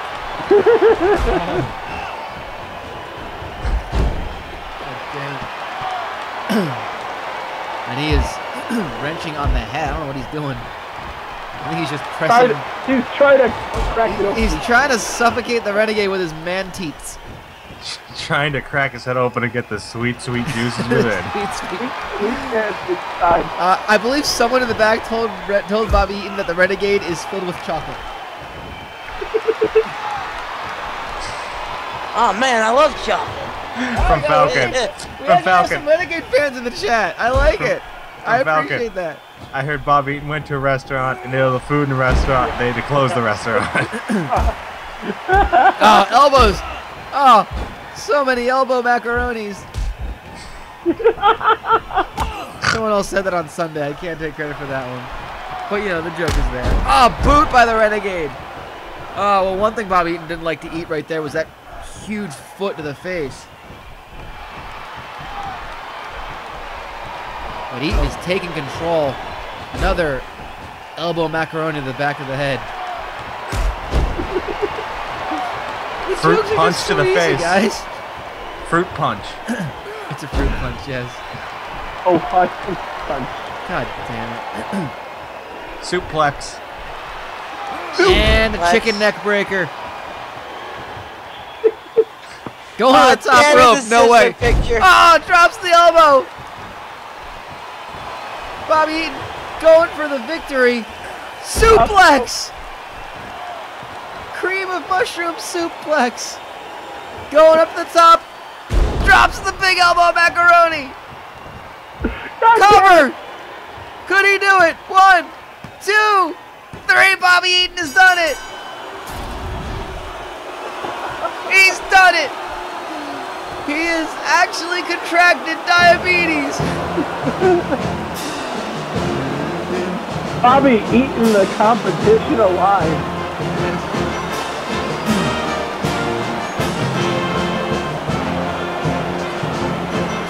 Oh my God. Hey, SDQ. Run another freeze frame. There you go.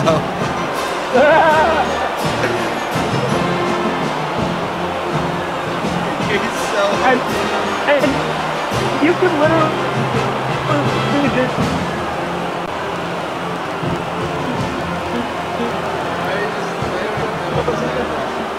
Bobby Eatin is on 4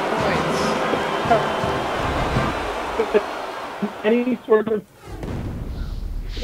You are clipping like crazy. Your connection stinks. No one has no idea what you're saying.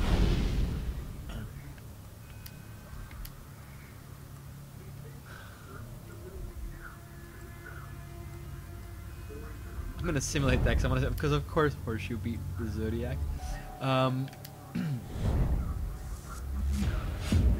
And our third match of this Block A is La Parka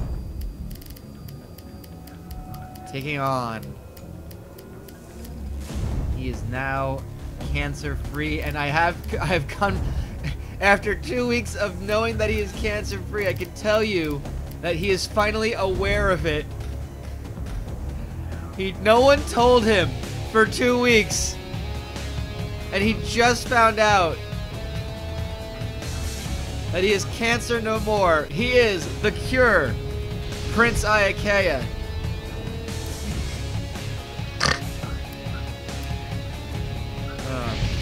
I'm turning the entrances off, but do know that I've but do know that I made him a T-shirt that just says cancer free on it, and I didn't have time, but it was gonna say Prince Strong on the back.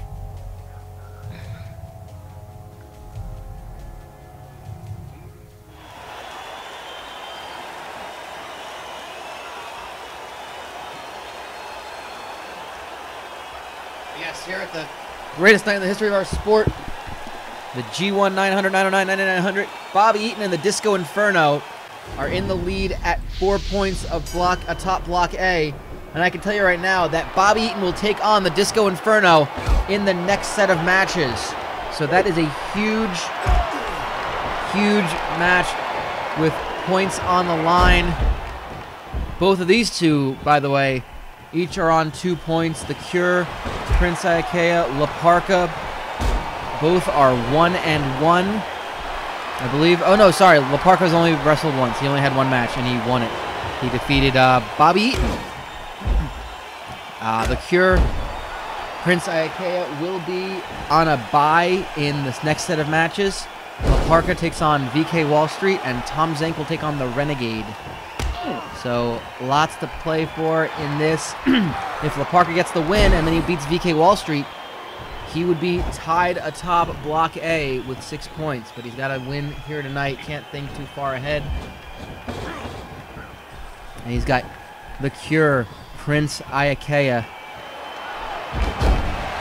What a real underdog story. It's a great inspiration. You know, it's been a tumultuous,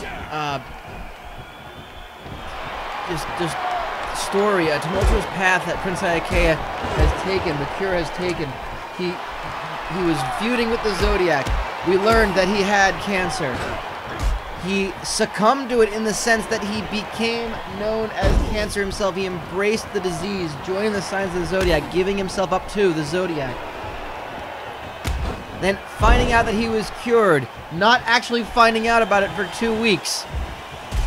But the curative powers of the WCW Hammer Van, which we can in fact tell you is a repurposed Bloodmobile.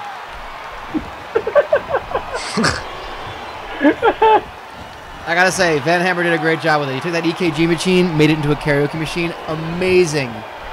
He's a genius. Is it possible Van Hammer's like got some sort of ability to heal people? I don't know.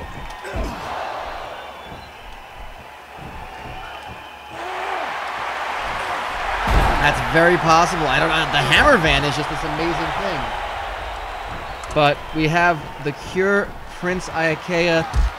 We didn't see his entrance. He proudly wore his shirt saying "cancer-free."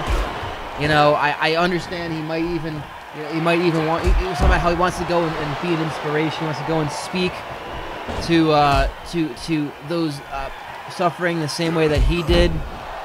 And you know, that I can only imagine that's just going to be a great inspirational story. It's just such a wonderful thing to hear that he wants to go and speak to people and, you know, motivate them. That's just a wonderful thing to hear, guys. Meanwhile, Parka, 3 minutes in. I think it was fake, didn't it?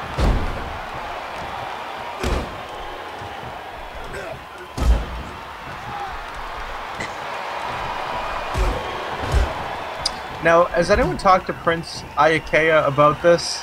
Well, like, how would you describe, like, you know, he had a very close brush with death? I mean, technically, well, let's be honest. Like, I mean, you know, cancer's a very serious thing. Are you sure you're not the Cure?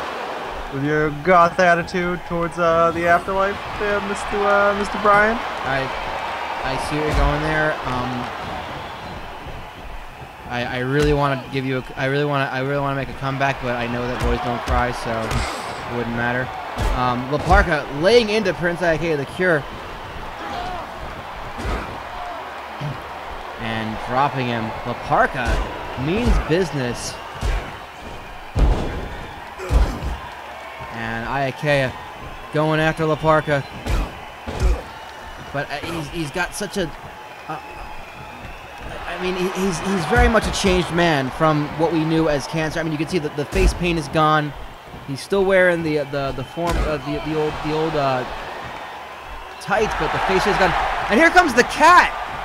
What is Curtis Miller doing here? And who is he looking to go after? Yoshi Tonic by Parka, cover, and well, I guess the cat is going after. Well, he's here to distract Parka. I mean, is there anyone else who knows about cheating death like the cat? I guess so. He is, he too is, we thought he was injured. We thought he was not coming back. He had expelled yet another one of his lives.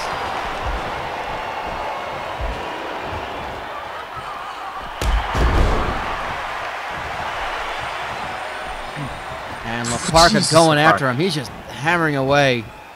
I mean, and again, the cat on the apron. Well, I think I think this is more of a beef with La Parka. I don't know. They both like to dance, I guess. I'm not entirely certain what he's doing. He's not even He's not even in the G-1-900-909-9900. That's true. He's not. Maybe that's part of the reason. Oh, big kick to the groin. Oh, La Parka. The referee was distracted by the cat, and La Parka used that to his advantage. But here comes Prince Iaukea coming back, telling him to get up. Going after La Parka. And oh, a big jumping DDT. And what a story it would be if Prince Iaukea could make a run in this tournament. You know, I mean, no one was really talking about him being a favorite, especially with his condition. But at this point, you know, there's just so much. Going to the top. Oh, goes for the splash.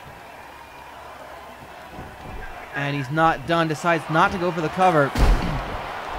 Headlock takeover. Brings him in. Goes for the cover. Count 1, 2, 3. And the cure. Prince Iaukea gets the victory and improves to 4 points.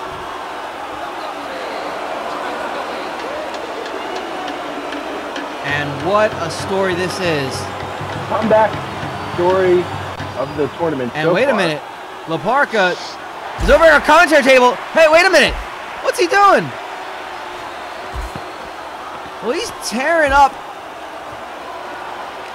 our Estonian announce team. Just got walloped.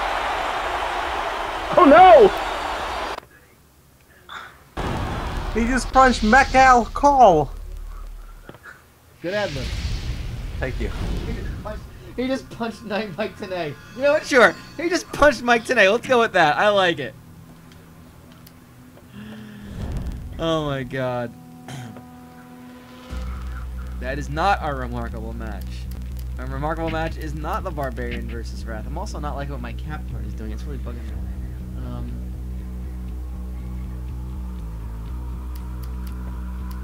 Oh my goodness. Roadblock is just tearing through everybody. It's crazy. So it is time to continue the G-1-900-909-9900. Our opening match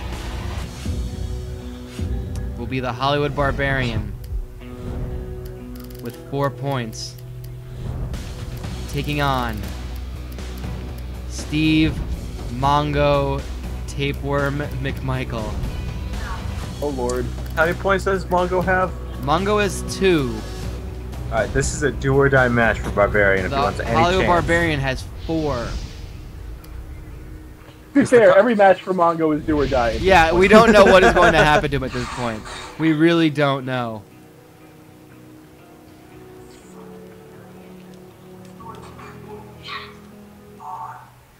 And I'm just kind of going in and checking in on what the next set of matches will be here in the G-1-900-909-9900.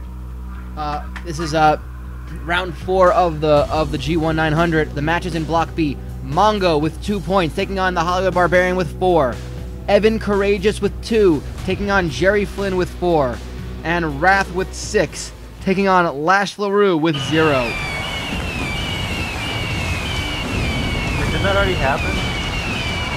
Wrath versus Lash? No, Oh, it's not happening. that was Barbarian. Yep, Wrath beat the Barbarian and Evan Karagias. And also, he's beaten Mongo.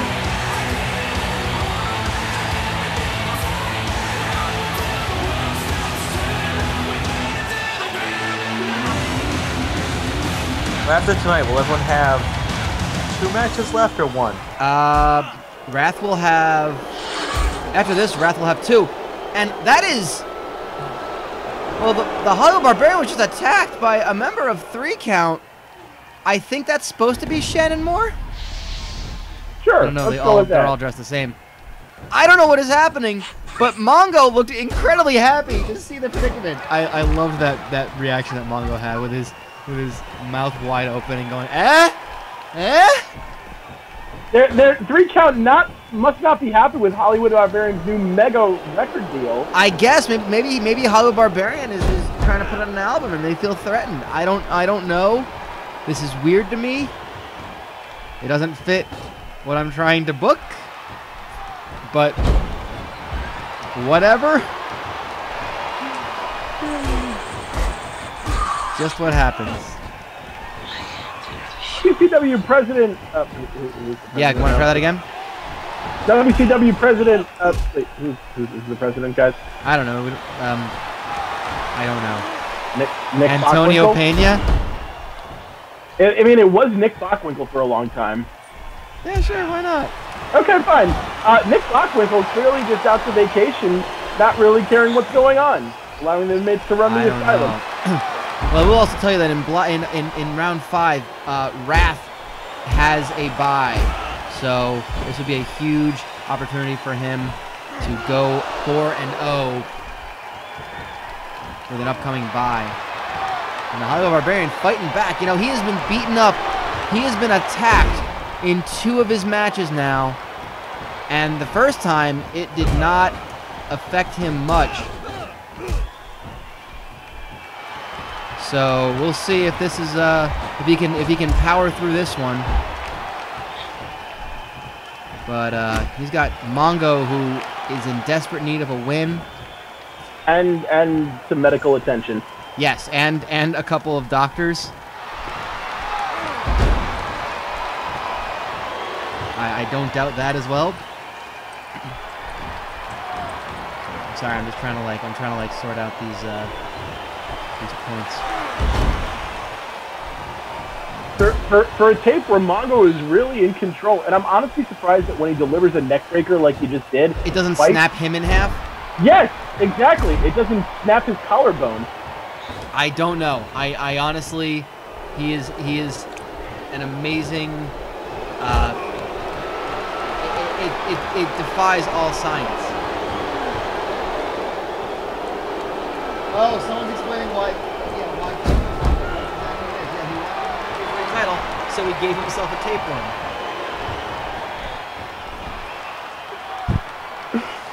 That kind of justification you just don't get anywhere, guys. No. You don't Suck get that it. kind of justification anywhere. Suck Only here it, on IRM. Suck it, Lucha Underground. I'd love it if a wrestling company gave somebody a tapeworm to make them lose weight. That'd be wonderful. Or to write them off and have someone else play the part. Like if Fat LA Park wanted to say no more and they needed to put someone else in the suit, but they didn't have anyone with the same body type. They're like, you got a tapeworm. It's like, really? He's cleared to wrestle with a tapeworm? Yeah, it's fine. It's fine. He's much stronger and much faster with that tapeworm. He gave himself a tapeworm. I didn't think it was a gift. Sometimes you just gotta treat yourself. Yes, hi, that guy Tone. Yeah, this is what it says. That guy Tone. Yes, this is the G-1-900-909-9900. This is round 4 of 7. And just for anyone who may have just joined us or is not familiar, didn't check it out on Sunday, which of course the stream is up on YouTube. Oh my God, Mongo Spike on the outside. Oh God! Referees count up to 7. Mongo would be very happy with taking a count out right now. 8. Oh my God! In true Japanese wrestling fashion, the guy gets back in the ring at the last minute. I swear that spot's in everything. Again, the G-1-900-909-9900. Oh, awesome! This is your first stream, like in general, of like IRM. Cool, welcome. This is one of the many things we do. For those of you new to it, Mongo going for the cover. And he gets it. Mongo gets the win. Big upset. That is huge. That just gives Wrath a huge opportunity to move out of reach of pretty much everyone with the exception of Jerry Flynn. Uh-oh, something happening. And Mongo very happy with his victory. And the Hollywood Barbarian raising the arm of Mongo. I hope tapeworms aren't contagious. I hope they're not airborne. I don't think they are. They don't just leap from someone's mouth to another mouth. I hope they are. Guys, I have to ask a question that I'm surprised is actually serious. Could Mongo's tapeworm have been a mutant tapeworm? A what? It's possible, but I mean... A mutant tapeworm? Yes, that with his declining powers, it is declining, body mass. It gives him more super strength and regenerative abilities. I mean, did you not see the way he manhandled Hollywood Barbarian like that? That's amazing. Yeah, I don't even have. I don't have an explanation for that. That's just as good as any for me. Mutant tapeworm. Okay, go with it. Mutant tapeworm. You know what's gonna happen is we're gonna eventually like just change Mongo's body type again and say he got rid of it and he's gonna suck. Like that's what happens whenever we do a new gimmick in this thing. He finally saw a doctor. Well, one of these days he's going to fall under the influence of other members of our roster who are quite lascivious with their appetites. Oh God, I don't know. We've been asking him for weeks to see when he's months at this point, and he's finally seen a doctor. Drew McIntyre is skeptical of this whole thing. He doesn't seem to be here we go. enjoying it. Pepe was a tapeworm.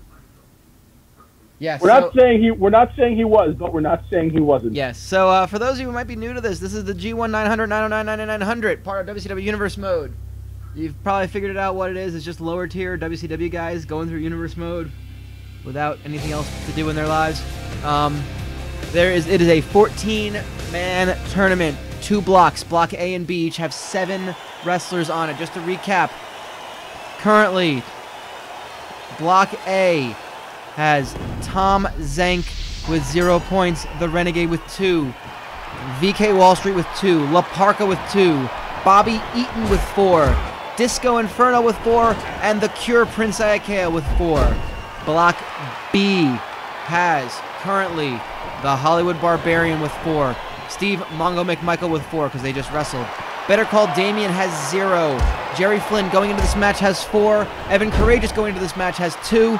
Lash Leroux, who is wrestling later, has 0. And Wrath, who is wrestling Lash Leroux in our last match, has 6. He is the only one to be undefeated in all of the G-1-900. Jerry Flynn is. Oh, Jerry Flynn is also undefeated. You're Yes, right. This he is just his had a third bye match. week. I'm sorry. He was on a bye week. You're right. Yes. So Jerry Flynn and Wrath, only 2 undefeated. I believe nobody in Block A is undefeated. Is that correct? That sounds right. You are correct. Yeah, because everyone's on 2 points, and unless, like, I don't think, I'm looking at Block A here. La Parka is the only one who is... No, he just lost. And he just lost. Okay, so he was the only undefeated still. So there are no undefeated guys in Block A. Of course, it will go for those 7 weeks. And those you just... Sorry, go ahead. No, go ahead. The biggest surprise of the tournament has been Jerry Flynn and Wrath, 2 sporadically Wrath's appearing. been showing up a little bit more. Jerry Flynn has most certainly not been. He is very much the surprise here. Both thrown into the tournament to fill the numbers and both dominating everyone. Yes.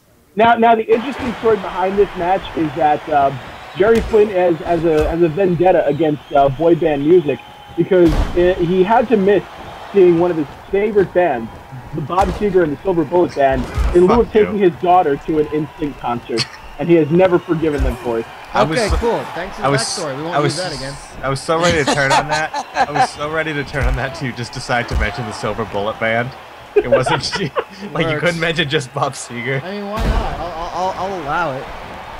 It's not like we're getting an angle out of it, but I mean, you know, it works. Nothing is not super intricate for absolutely the dumbest reasons. Yeah, why not? It'll come in handy when IWF comes around. Because believe me, there's going to be a lot of storytelling. Oh, if that game is half as bad as I remember it being. Now you see, Jerry Flynn had seen Bob Seger before. And it's not an invitation to keep going. Thank you. He'd also seen the Silver Bullet Band, but he had never seen Just keeps plowing through, though, huh? Ben, for Pete's sake, stop. Know when to punch out. We'll show you.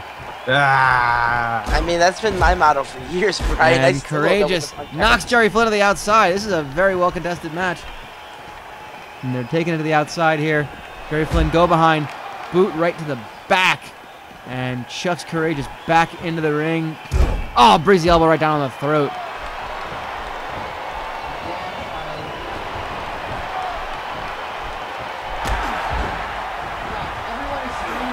Jesus, like, this is like the fourth thing I've gotten from...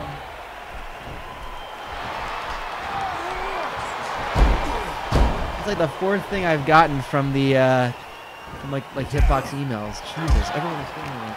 Well, we are glad for the 28,000 million people that have joined us here tonight. 2.8 billion of you, thank you very much.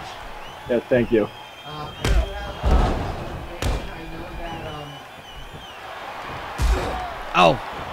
That again, War Games Fall Brawl featuring War Games will be taking place in just a few weeks. I believe it is after round 5, is between round 5 and 6 of the G-1-900. Oh, big kick to the head by Jerry Flynn.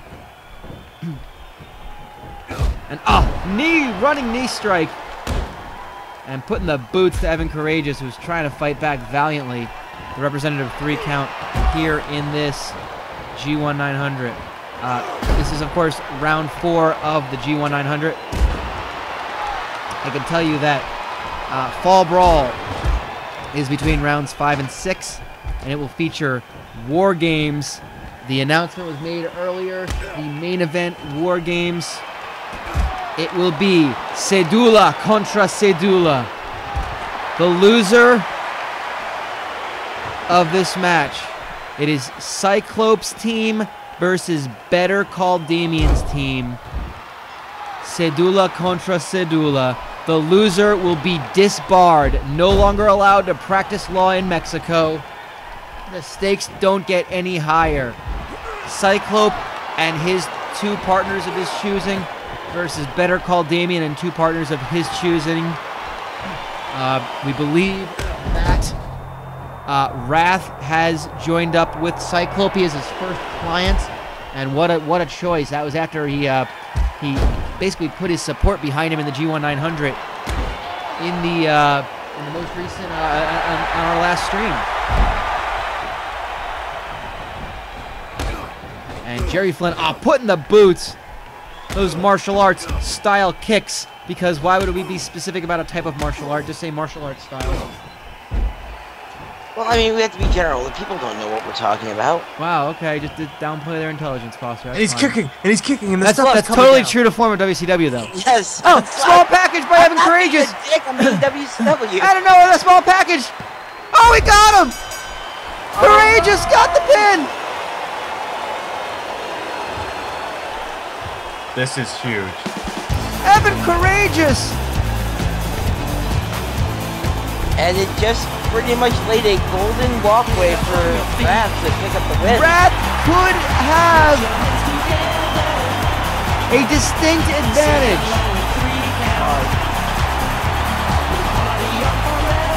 What? Just out of nowhere. Evan Karagias was behind in this match. Jerry Flynn was dominating. And it just takes 3 seconds to turn the entire tournament on its head. I don't know what's happening now. Did I not hit B in time? Damn it.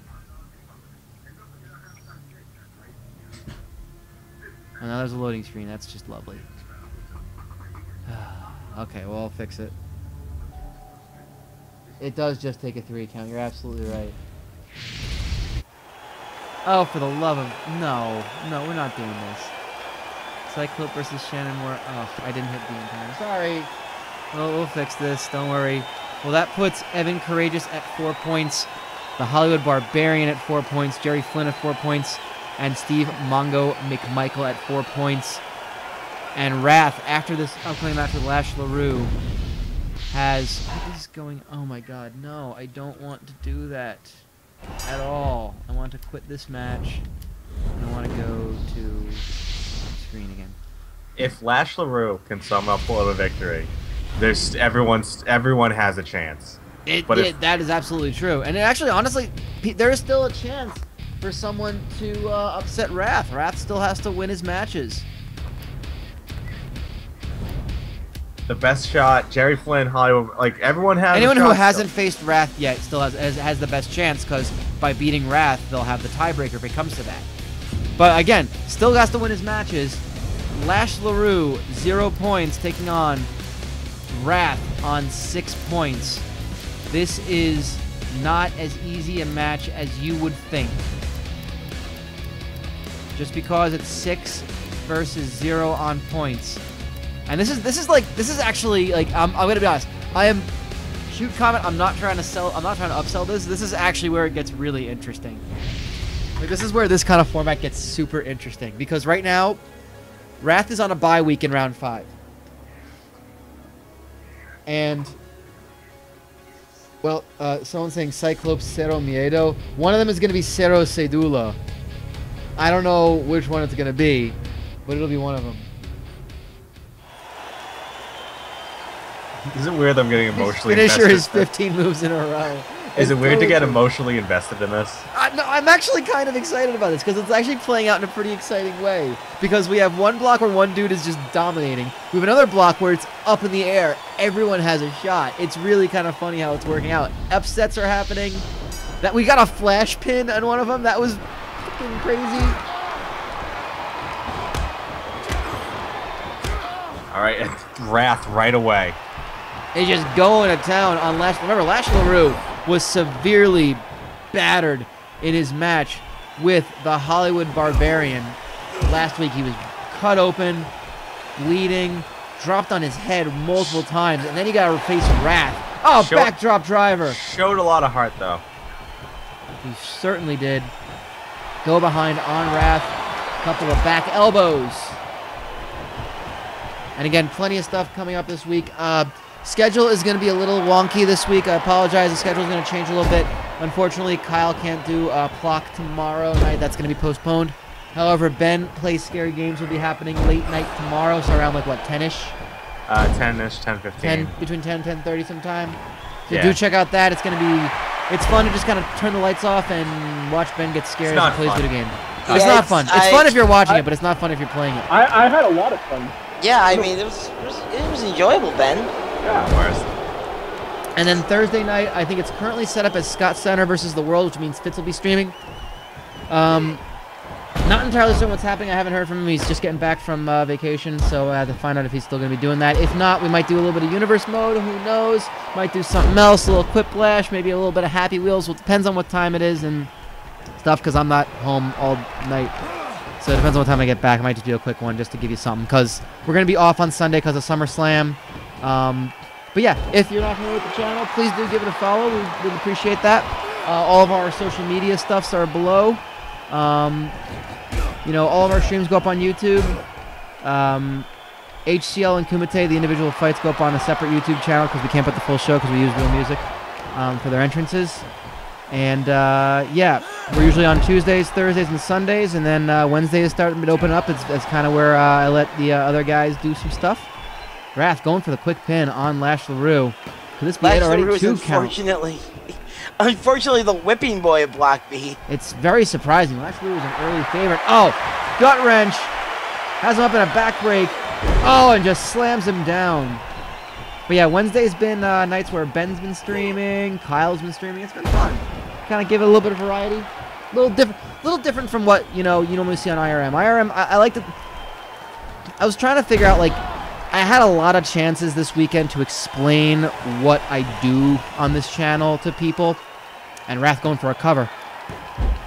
Kick out at 1 for Lash, and Wrath dropping the elbow, but Lash out of the way.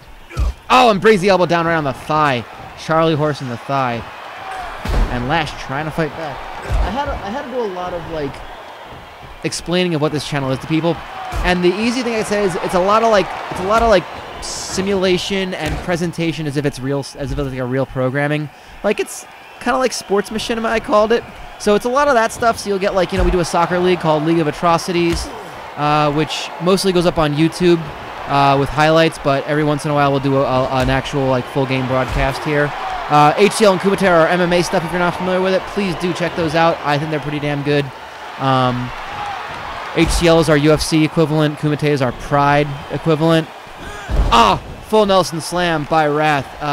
Every month we watch a WWE pay-per-view or an old pay-per-view on the network on Sunday night called Shut Up We're Watching This. Don't worry, we don't do it on stream because that would be kind of bad. But we all kind of sync it up at the same time, and I have a game up on top of it. So a lot of different stuff on this network. If you're not familiar with it. All the information is down below. Lots of stuff. You can hit us up on Twitter. Hit me up on Twitter. Usually it's me on the social medias. I don't think anyone else has the password these days anyway. And Wrath telling him to get up top. But we, as always, appreciate you guys for checking us out. Oh, there's the top rope clothesline. Wrath, tons of momentum as he goes into this. Going for the cover after the top rope clothesline. And it's academic. Wrath. 8 points. Jesus. 4 wins. 0 losses. I think, it's too early for us to say it, but, I mean, you know it.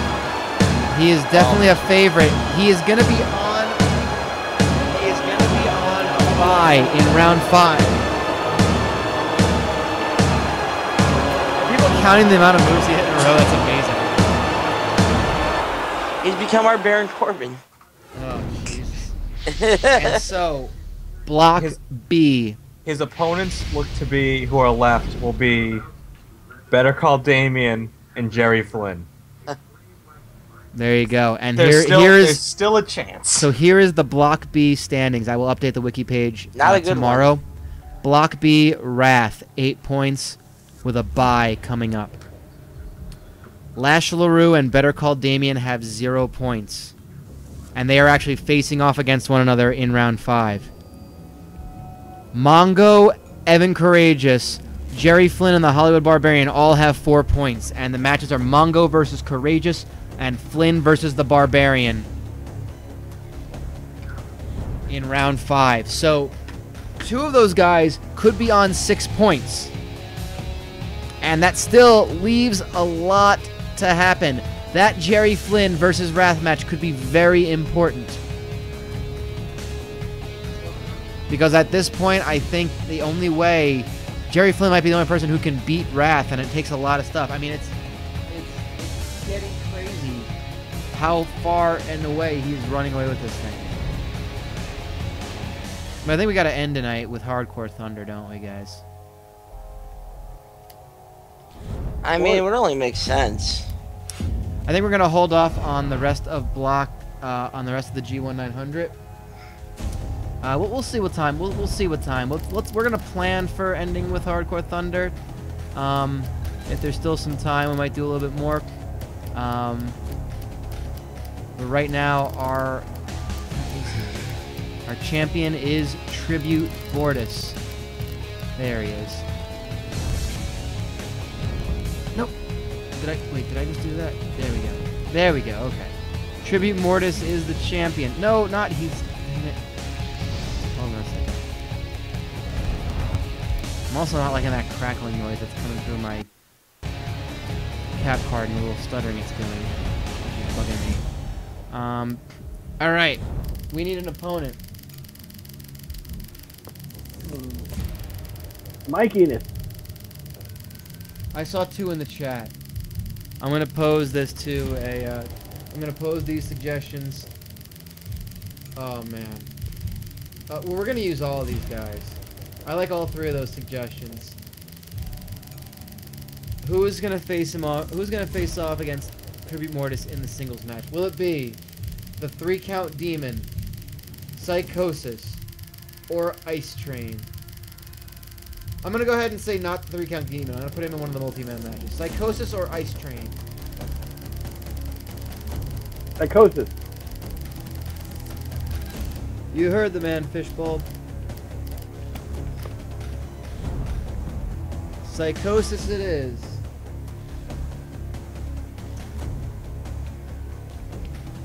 Yes, we'll put Ice Train and the 3-count Demon in the 3-way. Someone remind me of that when that happens.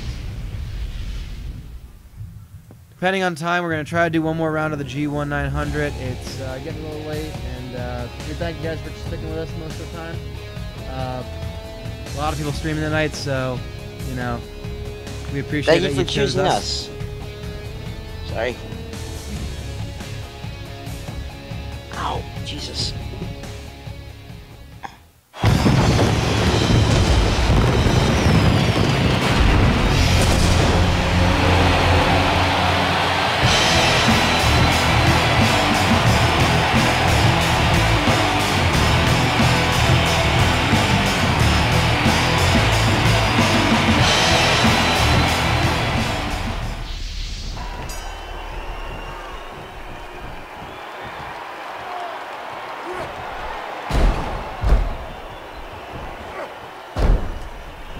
And here we go.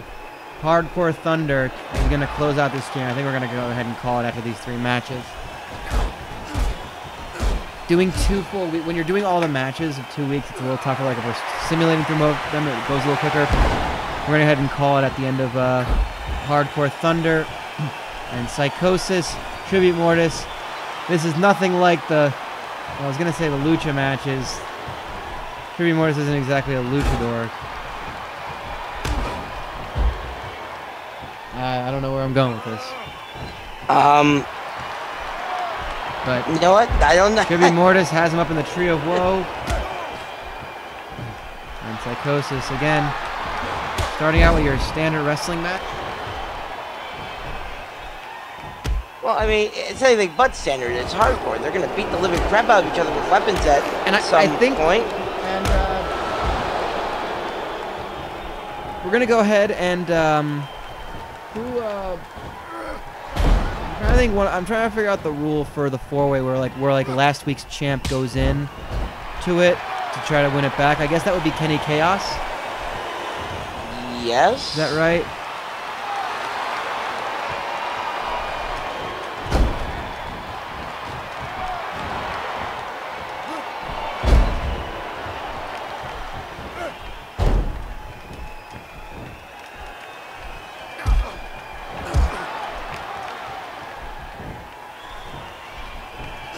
Oh, so it's like the last defending champion goes in. That's right. So yeah, I think we'll be. I'll figure it out. We'll figure out something on that one. I guess it'll be Kenny Kaos in the main in the 4-way, and then we'll put 2 more of them in. But we know that Ice Train and the 3-count demon will be in the next match. And of course, at Fall Brawl,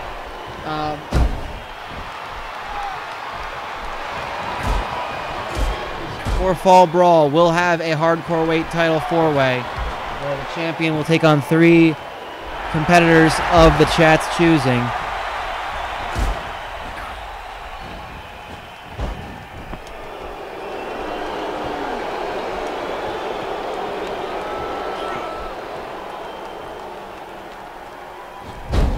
And again, not a lot of plunder being used so far.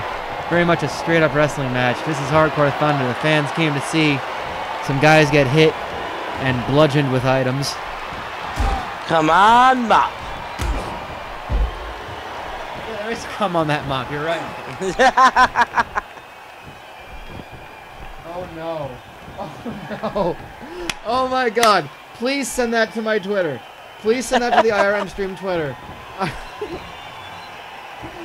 Oh my god, it's the best thing.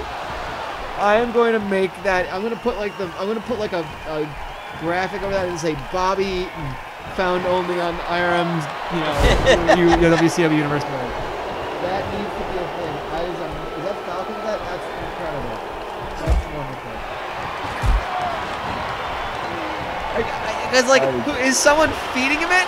I assume somebody's feeding him that hot dog. Like it's just like, or he's just like reaching craning his gangly, gross neck.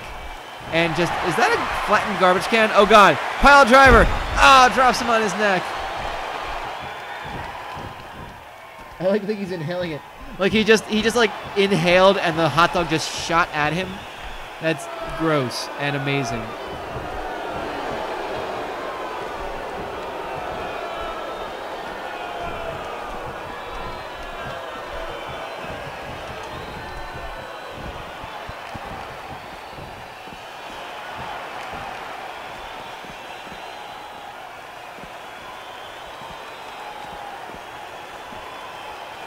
And looks like Psychosis has, it looks like a kendo stick.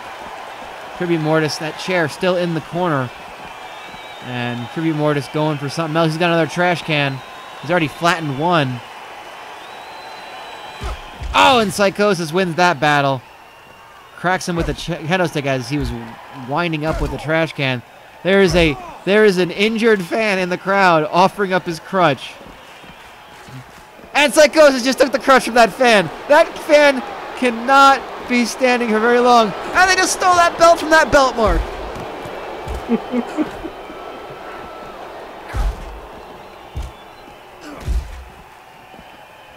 Well, this is completely breaking down here in what city is the Hardcore Thunder taking place in, guys? MGQ, what city is this taking place in?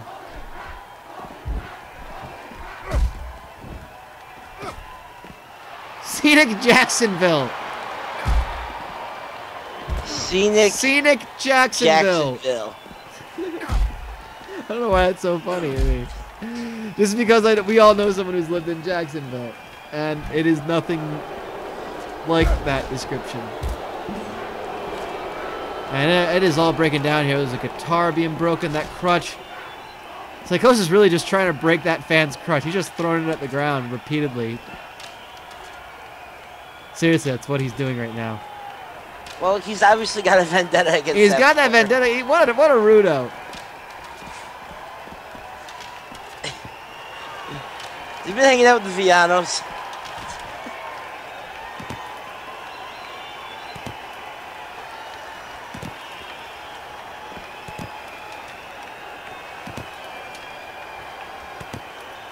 I don't know what is happening, but like, he's really just picking things up and dropping them.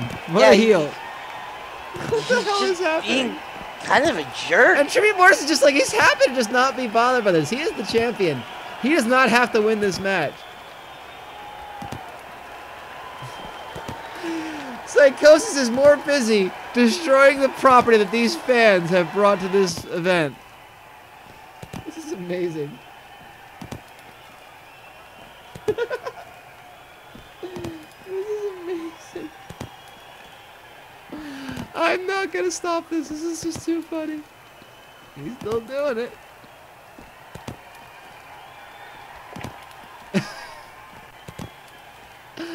I love this game so much.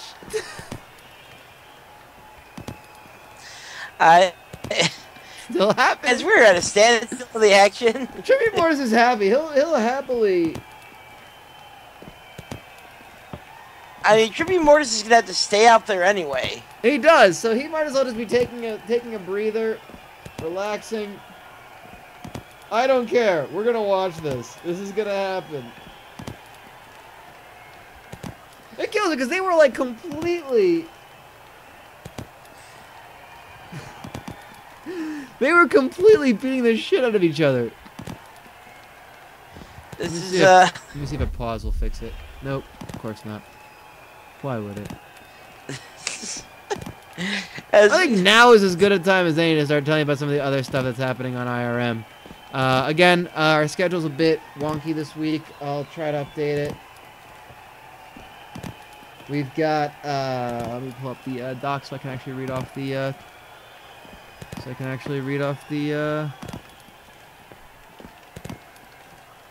we go. I mean, I got time to kill at this point. So. About 2.5 minutes. Seriously. There we go. That's where it is. It should be here. Yep, got a minute and a half to kill. So, got a bunch of stuff coming up on the channel.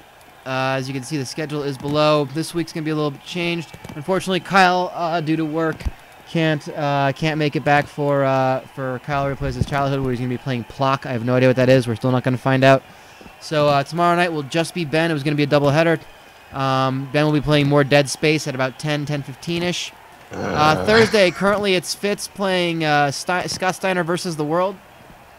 We're not entirely certain if that's going to happen either, so that might be me doing something impromptu. Might be playing Happy Wheels, because we haven't done that in a bit. We're off on Sunday because we're watching SummerSlam. Even if you're not, we're off. We are, so sorry. So you should totally check out... if you don't want to watch SummerSlam, you can watch this again on YouTube. You can watch Psychosis pick things up and put them down for 3 straight minutes.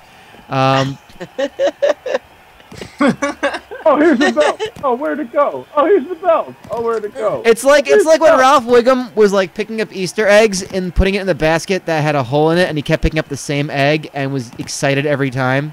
Both goes up, both goes down. Both goes up, both goes down. It's amazing how well you timed that, by the way. Because you do have a delay, so I'm impressed that you timed it with when it actually happened. Well, it's been constantly happening. Well, no, but like Pascal actually was saying it as he was doing it. Anyway, next week, after the pay-per-view, lots of stuff checking out, and there we go. The title is successfully retained, and we are all free. Thank goodness. Maybe the first time I've ever seen a match ended via obsessive compulsive disorder. That was amazing. I don't even know what to say to that. I don't know what to say to that. I feel like it was the equivalent of this. I don't know what this is. Oh, that. Oh God, Sideshow Bob and the Rakes. Yeah, that is kind of what it is. Rakes, my mortal enemy. I thought I was your mortal enemy. I have a life outside of you, you know. That's a great line. There's Tribute Mortis. And we said it was going to be Ice Train.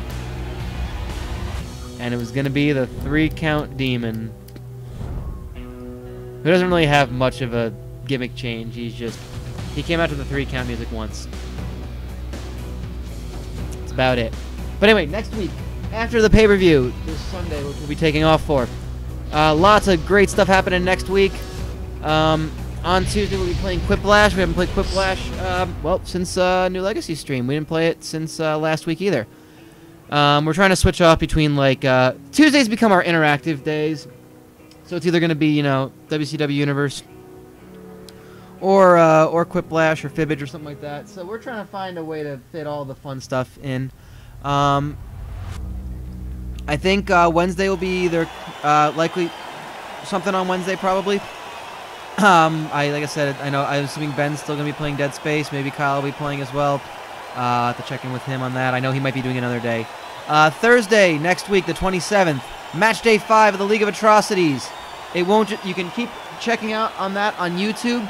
Match day 3 is this Thursday. Match day 4, quick turnaround on Sunday, and then match day 5 is next Thursday, the 27th. So you can keep an eye on the YouTube page for all of those highlights and goals as they happen. Match day 5 will be broadcast on. Will be played live on this channel. The 2 matches I do know are FC Smallpox taking on Kim Jong United, and CF Inquisición taking on FC Genocide. So those are 2 great matches. I believe Derek St. James will be on the call for both of them. Of course, Sam Metrin, the chief statistician of the League of Atrocities, will be there. And I believe we'll have, yes, CF Inquisición after 2 matches are currently top of the table. And, of course, on Sunday, August 30th, please do check out HCL 43, Decimate the Week. It is one of our main shows here on IRM HCL. It's our one of our monthly shows. The silliest in MMA satire. Tied for first with Kumite, I guess. Main event, Wes Blackwell defending the welterweight title against Alejandro Sandoval, the upset-minded Alejandro Sandoval. He just knocked off Dwayne Derecha. And looks like the 3-count Demon going for an armbar. Plus the heavyweight contender final, the heavyweight contender tournament final between Salvador Tapanopoulos and Alexander Thorax. Plus the middleweights have their semifinals. Ronald Shemp versus Kenny Slim Lindley and Anthony Rosario versus Ricky Malone. All of that on August 30th.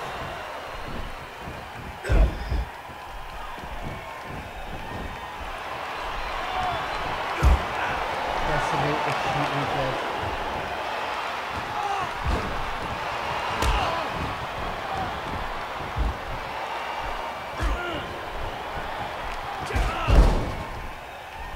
Yes, I very much appreciate it, NGP, HCL. We'd love to get a lot of people here to watch HCL. I think HCL is a really fun thing. You know, it's Fitz and I doing some. God, I hate my cap card doing this. It's Fitz and I doing some live commentary. It's over a pre-produced show. Today we pre-record, partially due to scheduling reasons, and also because I can't do the Matty Matt voice for an hour and a half straight. That's fair. There's a lot of yelling and accents in that. That is true. Blinky says he likes Kumite better because he can cheer for an anime voice actor and a disgraced Iron Chef. That's true. We like to think that everyone in HCL and Kumite is disgraced for some reason because it's fun to have terrible human beings do stuff and get knocked out. Plus, I gotta say, Kumite has the more fun fights. I kind of wish if I started with Pride Mode in the very beginning, there would still probably just be one thing. And there's a giant man baby. Yes, there's a giant man baby in Kumite. It's just the Pride Mode that works that way. Meanwhile, rear naked choke by Tribute Mortis.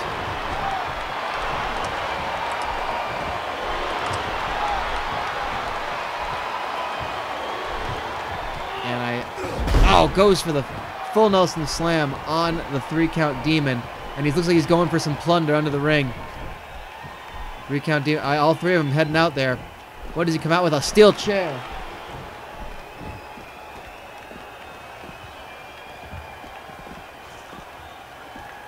Yeah, I was kind of disappointed the EA game didn't have Pride Mode as well. That's true. That being said, I don't have a new console, and I don't plan on trying to recreate all of those characters. Let's put it this way. HCL and Kumite each have 4 weight classes. I have a separate flash drive for each weight class. One save file holds 40 fighters. Now, not all of them are full, but that means up to 160 different characters. I don't have the time or the sanity left to recreate them all, especially since I didn't create most of them in the first place. I downloaded them, a lot of them.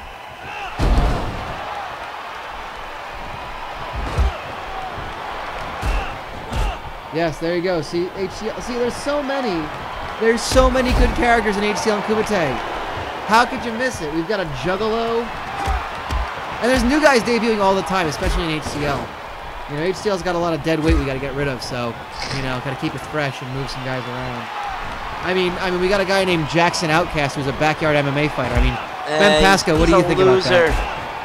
I think he's the best ever, and that name is great. Okay, we have 32 people in this call, and these are people. There's a lot of people who are just like who are always here. Can I tell the Jackson Outcast story? Go ahead. I'm only doing this because there's not a lot of people on here, and this is a bit of a. This is going inside baseball. I like to share a little bit of inside kind of knowledge stuff. I will not spoil the best Easter egg in all of HCL. Still, I'm gonna wait till someone finds it. NTQ knows it because I trust him. Will you type it? I'll tell you guys after the call. It's. Okay. I think I've told you guys before, but no one has figured it out yet. People have guessed, and my answer is always, "You're not going deep enough," which is also a phrasing. So, Jackson Outcast. The character of Jackson Outcast in HCL, he is ridiculously scarred. I think someone tried to make a zombie and basically made his like face tattoos, all these scars and stuff like that. So I was like, oh, what if he's like a backyard MMA fighter? You know, kind of like backyard wrestling. So, a certain person on this call, perhaps Mr. Ben Pasco, had a backyard wrestling character. And what was the name of that backyard wrestling character? His name was Jackson Outcast. Now, was this for like a movie, or did you actually have it? Oh, it's for a movie. Okay, it was for a movie. Let me find. You talk like there's an image somewhere. Hey, you spell it. You didn't. I believe I've pointed out that it's not spelled correctly, and it bothers me.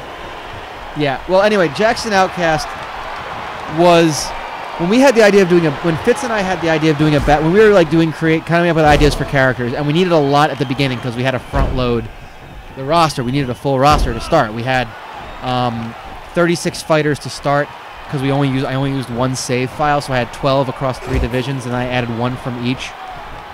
Jackson Outcast was one of the original 36, and we had the idea of a backyard MMA fighter instead of a backyard wrestler. And we're like, we had to name him Jackson Outcast, and it'd be a great rib on Pasco. It took Pasco at least a year to finally see HCL and find out that there was a character named Jackson Outcast. Sorry, bro. No, it's alright. It's just hilarious. I just posted, these are 2 stills of the movie that never got finished. Oh, what did they... Well, they're links. You can go ahead and get those links.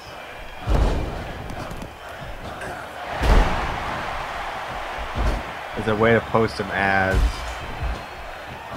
Wait, does that mean you were wrestling Reginald Ville Johnson and Dave Coulier again? No, the whole premise of that was that it was a...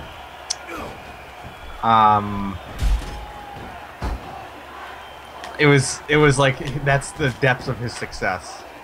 We pretty much did the wrestler before the wrestler came out with this backyard wrestler guy. Well, the fun thing is, like, Jackson Outcast as a character has just turned into this weird thing because his gimmick now is the Outcast Challenge. Because his music is your love by the outfield, which really is no real reason for that other than just it's a great song. Kind of like how Ronald Shemp has St. Elmo's Fire. Oh my god! Oh my god! What just happened? The 3-count demon levitated. So for those unfamiliar, and this might even include Ben Pascal, the original Jackson Outcast. Jackson Outcast has started the Outcast Challenge. Oh god! You know oh what? god! Real quick, this is just because I haven't seen it in a while. This was a screenshot from the documentary too, where it was shot as a WWE style documentary. We actually got a lot of it done, complete with the studio stuff. So yeah, there's the rest. There's all the pictures. There's a MySpace page for Jackson Outcast because of course there is. It was Oh, 2004. that's different. No, it's different. See, you spelled it with a K. He spells it with a C. Different guy, different person. Oh, fuck yourself. I honestly didn't know you spelled it with a K. I probably would have done that too. It was a total rib. It was a complete rib on you. That way back when we needed characters, and we're like, okay, well, fucking, we'll do that. I mean, fuck. We saw a guy who someone gave them red chest hair, so the gimmick was that he had a horrible rash instead of it being chest hair, and we named him Xavier Zima, short because his initial would be eczema, like eczema. And if you didn't know that, then that's one of those that goes full circle to the beginning of the stream, where it's like one of those obvious things that might have just been there and you didn't notice. Anyway, so the Outcast Challenge is basically Jackson Outcast insists that he wants to outlast his entrance music, so his corner will play "Your Love" by the outfield when he's fighting rather.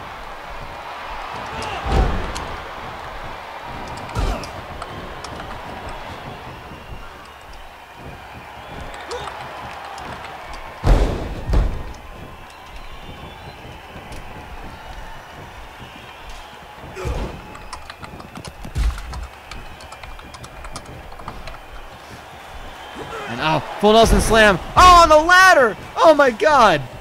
We're going to have a draw, by the way. A good way to damage some vertebra. That is some serious vertebra. And everyone has a headache. But Tribute Mortis, for the second time, has retained via time limit draw. I gotta say, we've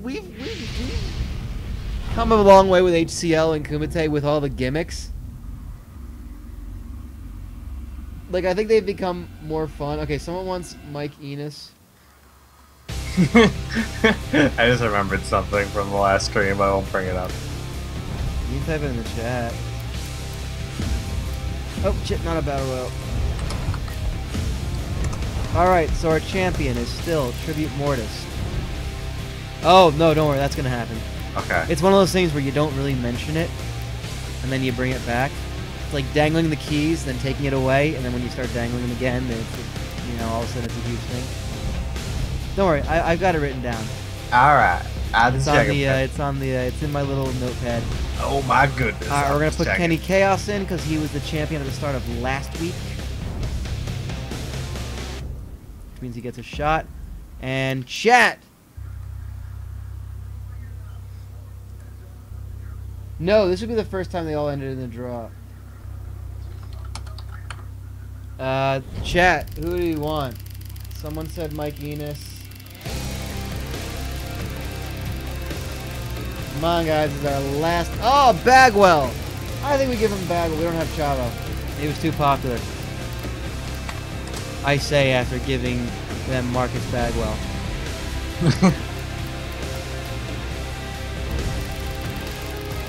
Should we give him Mike Enos? Give him. Hit him with that Enos. NTQ does want the Zodiac, though. We haven't seen the Zodiac in a while.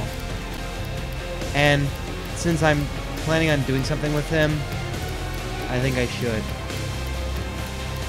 So Mike Enos will have to wait.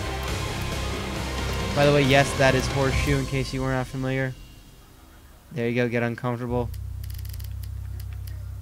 And let's get uncomfortable for the Zodiac. Does he have like multiple? Oh, he's got a booty man gimmick? I did not know that. Oh my god, I didn't realize that all existed. That's really funny.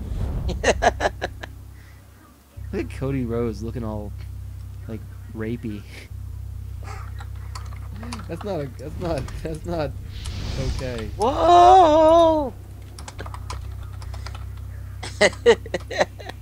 How did horseshoe come about? Terrible plays on words, I think, is all how it came about. I feel as though that's the wiki I want to see, is the origins of some of these things, because I wasn't even there for most of this. I'm just catching up. I mean, on the wiki page, I do put the roster as they're currently named, and if it's a different gimmick, I put who they originally are based off of in parentheses.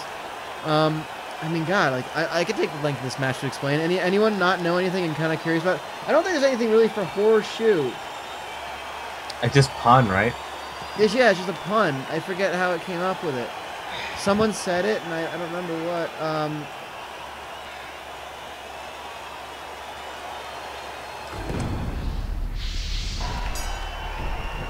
Oh, it was like he looks creepy in the pose, so we made him horseshoe. We started calling Cyclope Cyclope, so it sounded like he was a lawyer, so I said, why not? So then he started the Legal World Order, and then they broke up immediately, so Damian is Better Call Damian, because Better Call Saul is a great show. Anything else you don't know about Pasco? I guess the origin of Malibu Meng and Hollywood Barbarian. Okay, Malibu Meng is just, it followed the Hollywood Barbarian. Hollywood Barbarian started out because the Barbarian was a part of every segment, one episode of Hour 1 of Nitro. He literally was a part of every segment. So we joked that he was going all Hollywood, he was becoming a diva, so he became the Hollywood Barbarian. And of course, he needed a partner. And Meng, I think they broke up. Like, in the game, they broke up, so he needed to be a rival, and he was Malibu Meng, and they obviously went in different directions. That's right, we made Horseshoe our sexual deviant. That's basically the whole gimmick.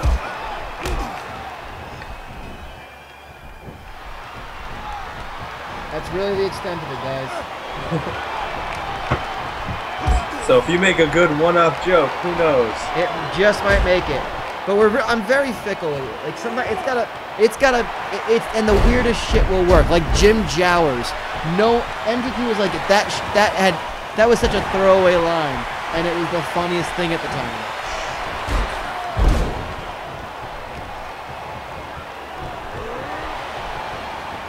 When we're probably, what, about 50% of the people have been rebranded? I wouldn't say that many. I mean, the Signs of the Zodiac, yeah, that's just kind of like, because the Signs of the Zodiac were originally Prince Iaukea as Cancer, and then Mike Enos as Taurus, but that lasted for like 2 weeks. And so I needed new ones, so I was like, okay, let me look at the Zodiac signs and see what works. And so we have Aquarius and Pisces because the Shark and Glacier weren't doing much, and they should be.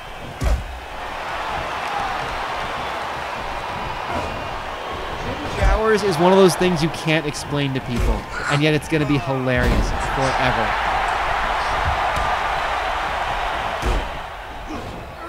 And why should New Legacy have all the fun with all the nonsensical gimmicks? We get Jim Jowers.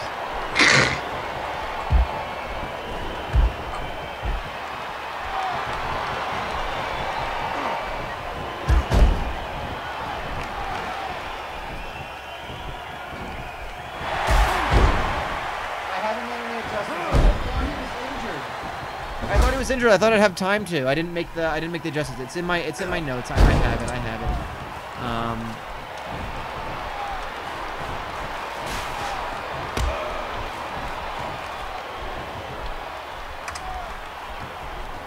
I'm just getting some word off the hotline. Because the hotline does not work anymore, so we can't say you have to call for it. But just on the honor system, I'd like everyone to send $3.99 to me, because it'll just take about the first minute. So if you don't mind, I understand that we have a title match booked for Fall Brawl coming up in just a few weeks. I can, again, we know the hardcore weight title will be defended. We don't know who the champion will be just yet, but it'll be a 4-way as always. But the WCW World Heavyweight Championship, WCW World Championship will be defended as Roadblock will be defending his title against Bobby Duncombe Jr. He has called in his title shot. I forget why he has it. He won something, and he has a title shot. No, I honestly don't remember what it was. I do have written that Bobby Duncombe Jr. has a future title shot. So the main event will be War Games in Sedula contra Sedula, but the world title will be defended as Roadblock will take on Bobby Duncombe Jr., a former television champion. Some have. Most recently was Alex Wright. Alex Wright on our last stream ran the gauntlet. He came in with the title and he left with the title after 1 week. I think he had the belt for 14 days, which is about as good as you can do in this. The title history page is going to be obscenely long pretty soon on the wiki page. I am aware of this.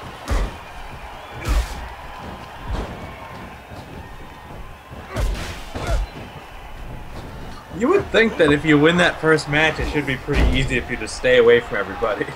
Well, I mean, that's if you like know that as a strategy. The wrestlers in this game don't have strategy. It doesn't work with that. It doesn't work that way. I say if you can win 10 straight hardcore matches, you're immediately given. I don't think anyone's ever done that. Well, if anyone ever does, we'll be tracking it. It's gonna be interesting. The streak.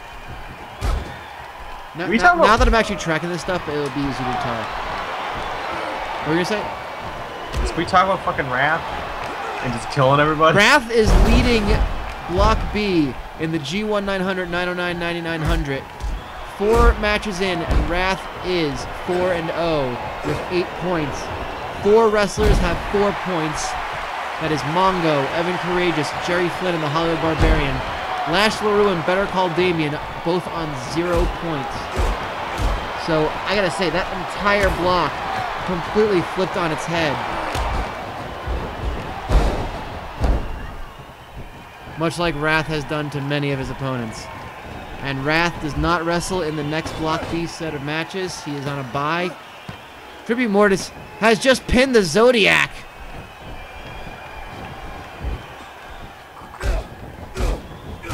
Now, Tribute Mortis survived. This will be his 4th straight win. Did he have? That's right. Yeah, he did win it. Well, no. Well, because the first 2 were draws, but it's a successful defense. It would be running the gauntlet if he did it. Yes. He's got 3. I mean, that's the thing. Like, that is completely fair. You don't have to win. You just have to survive. Like, it's totally a strategy if they can think to employ it. In fact, Tribute Mortis could be eliminated and still retain if there's not a clear-cut winner. Tribute Mortis up against that table. And Kenny Kaos thrown into that table as well. Oh, into Mortis, who was on that table, and his table still not broken.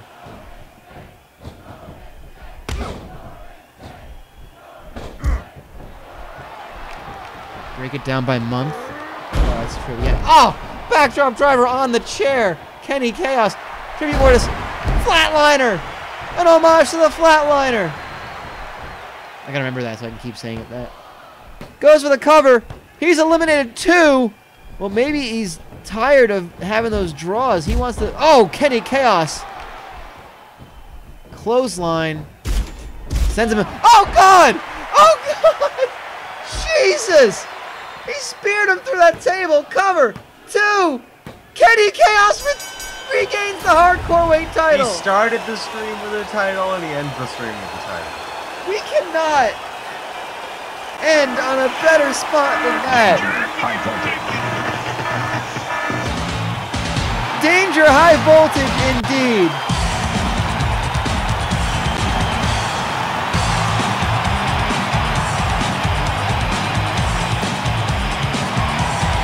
Tribute Mortis was so close to running the gauntlet. And yet, Kenny Kaos regains the title, the Hardcore Weight Championship. Kenny Kaos, your champion.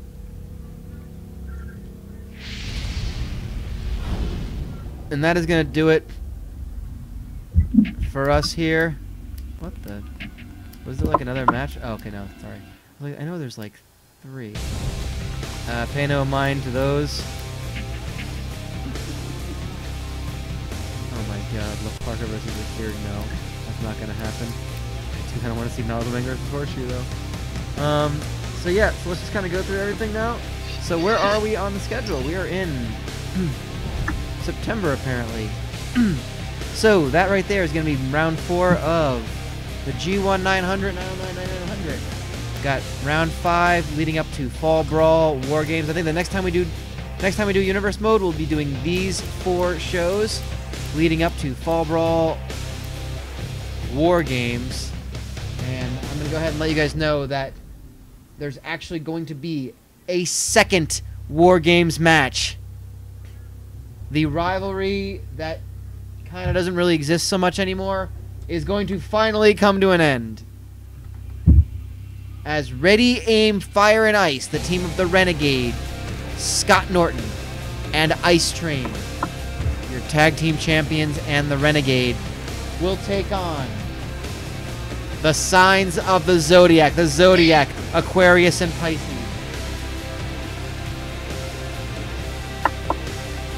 Again, we know that Roadblock will defend his world title against Bobby Duncombe Jr. The hardcore weight title will be on the line. We don't know who that will be yet. Currently it is Kenny Kaos, but there's one more hardcore Thunder before the pay-per-view. And of course, the challengers will be decided by you, the chat. And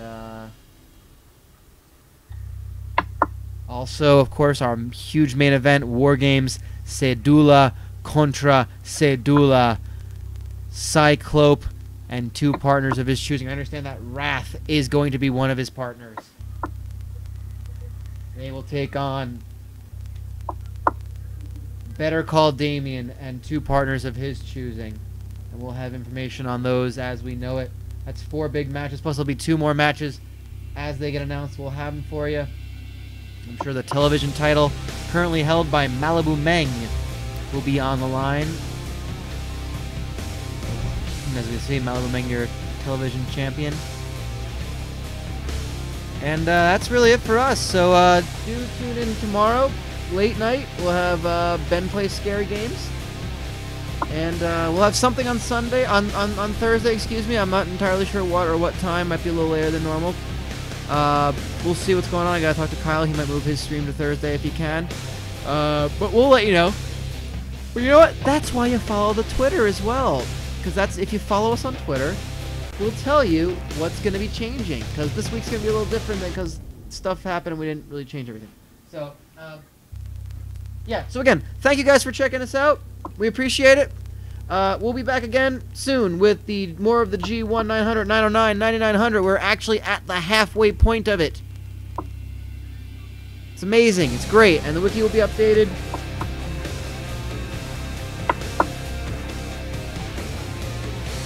And that's really it. So again, thank you guys. Anyone else have anything to go ahead and plug?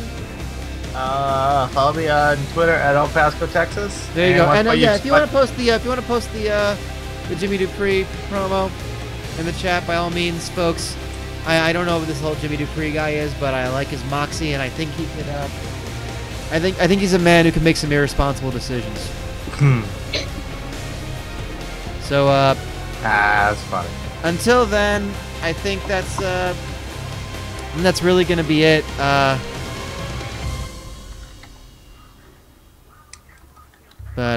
Yeah. So go ahead and check that out, please. It's very fun.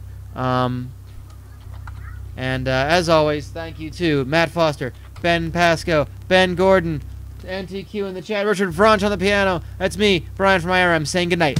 Good night. That's that.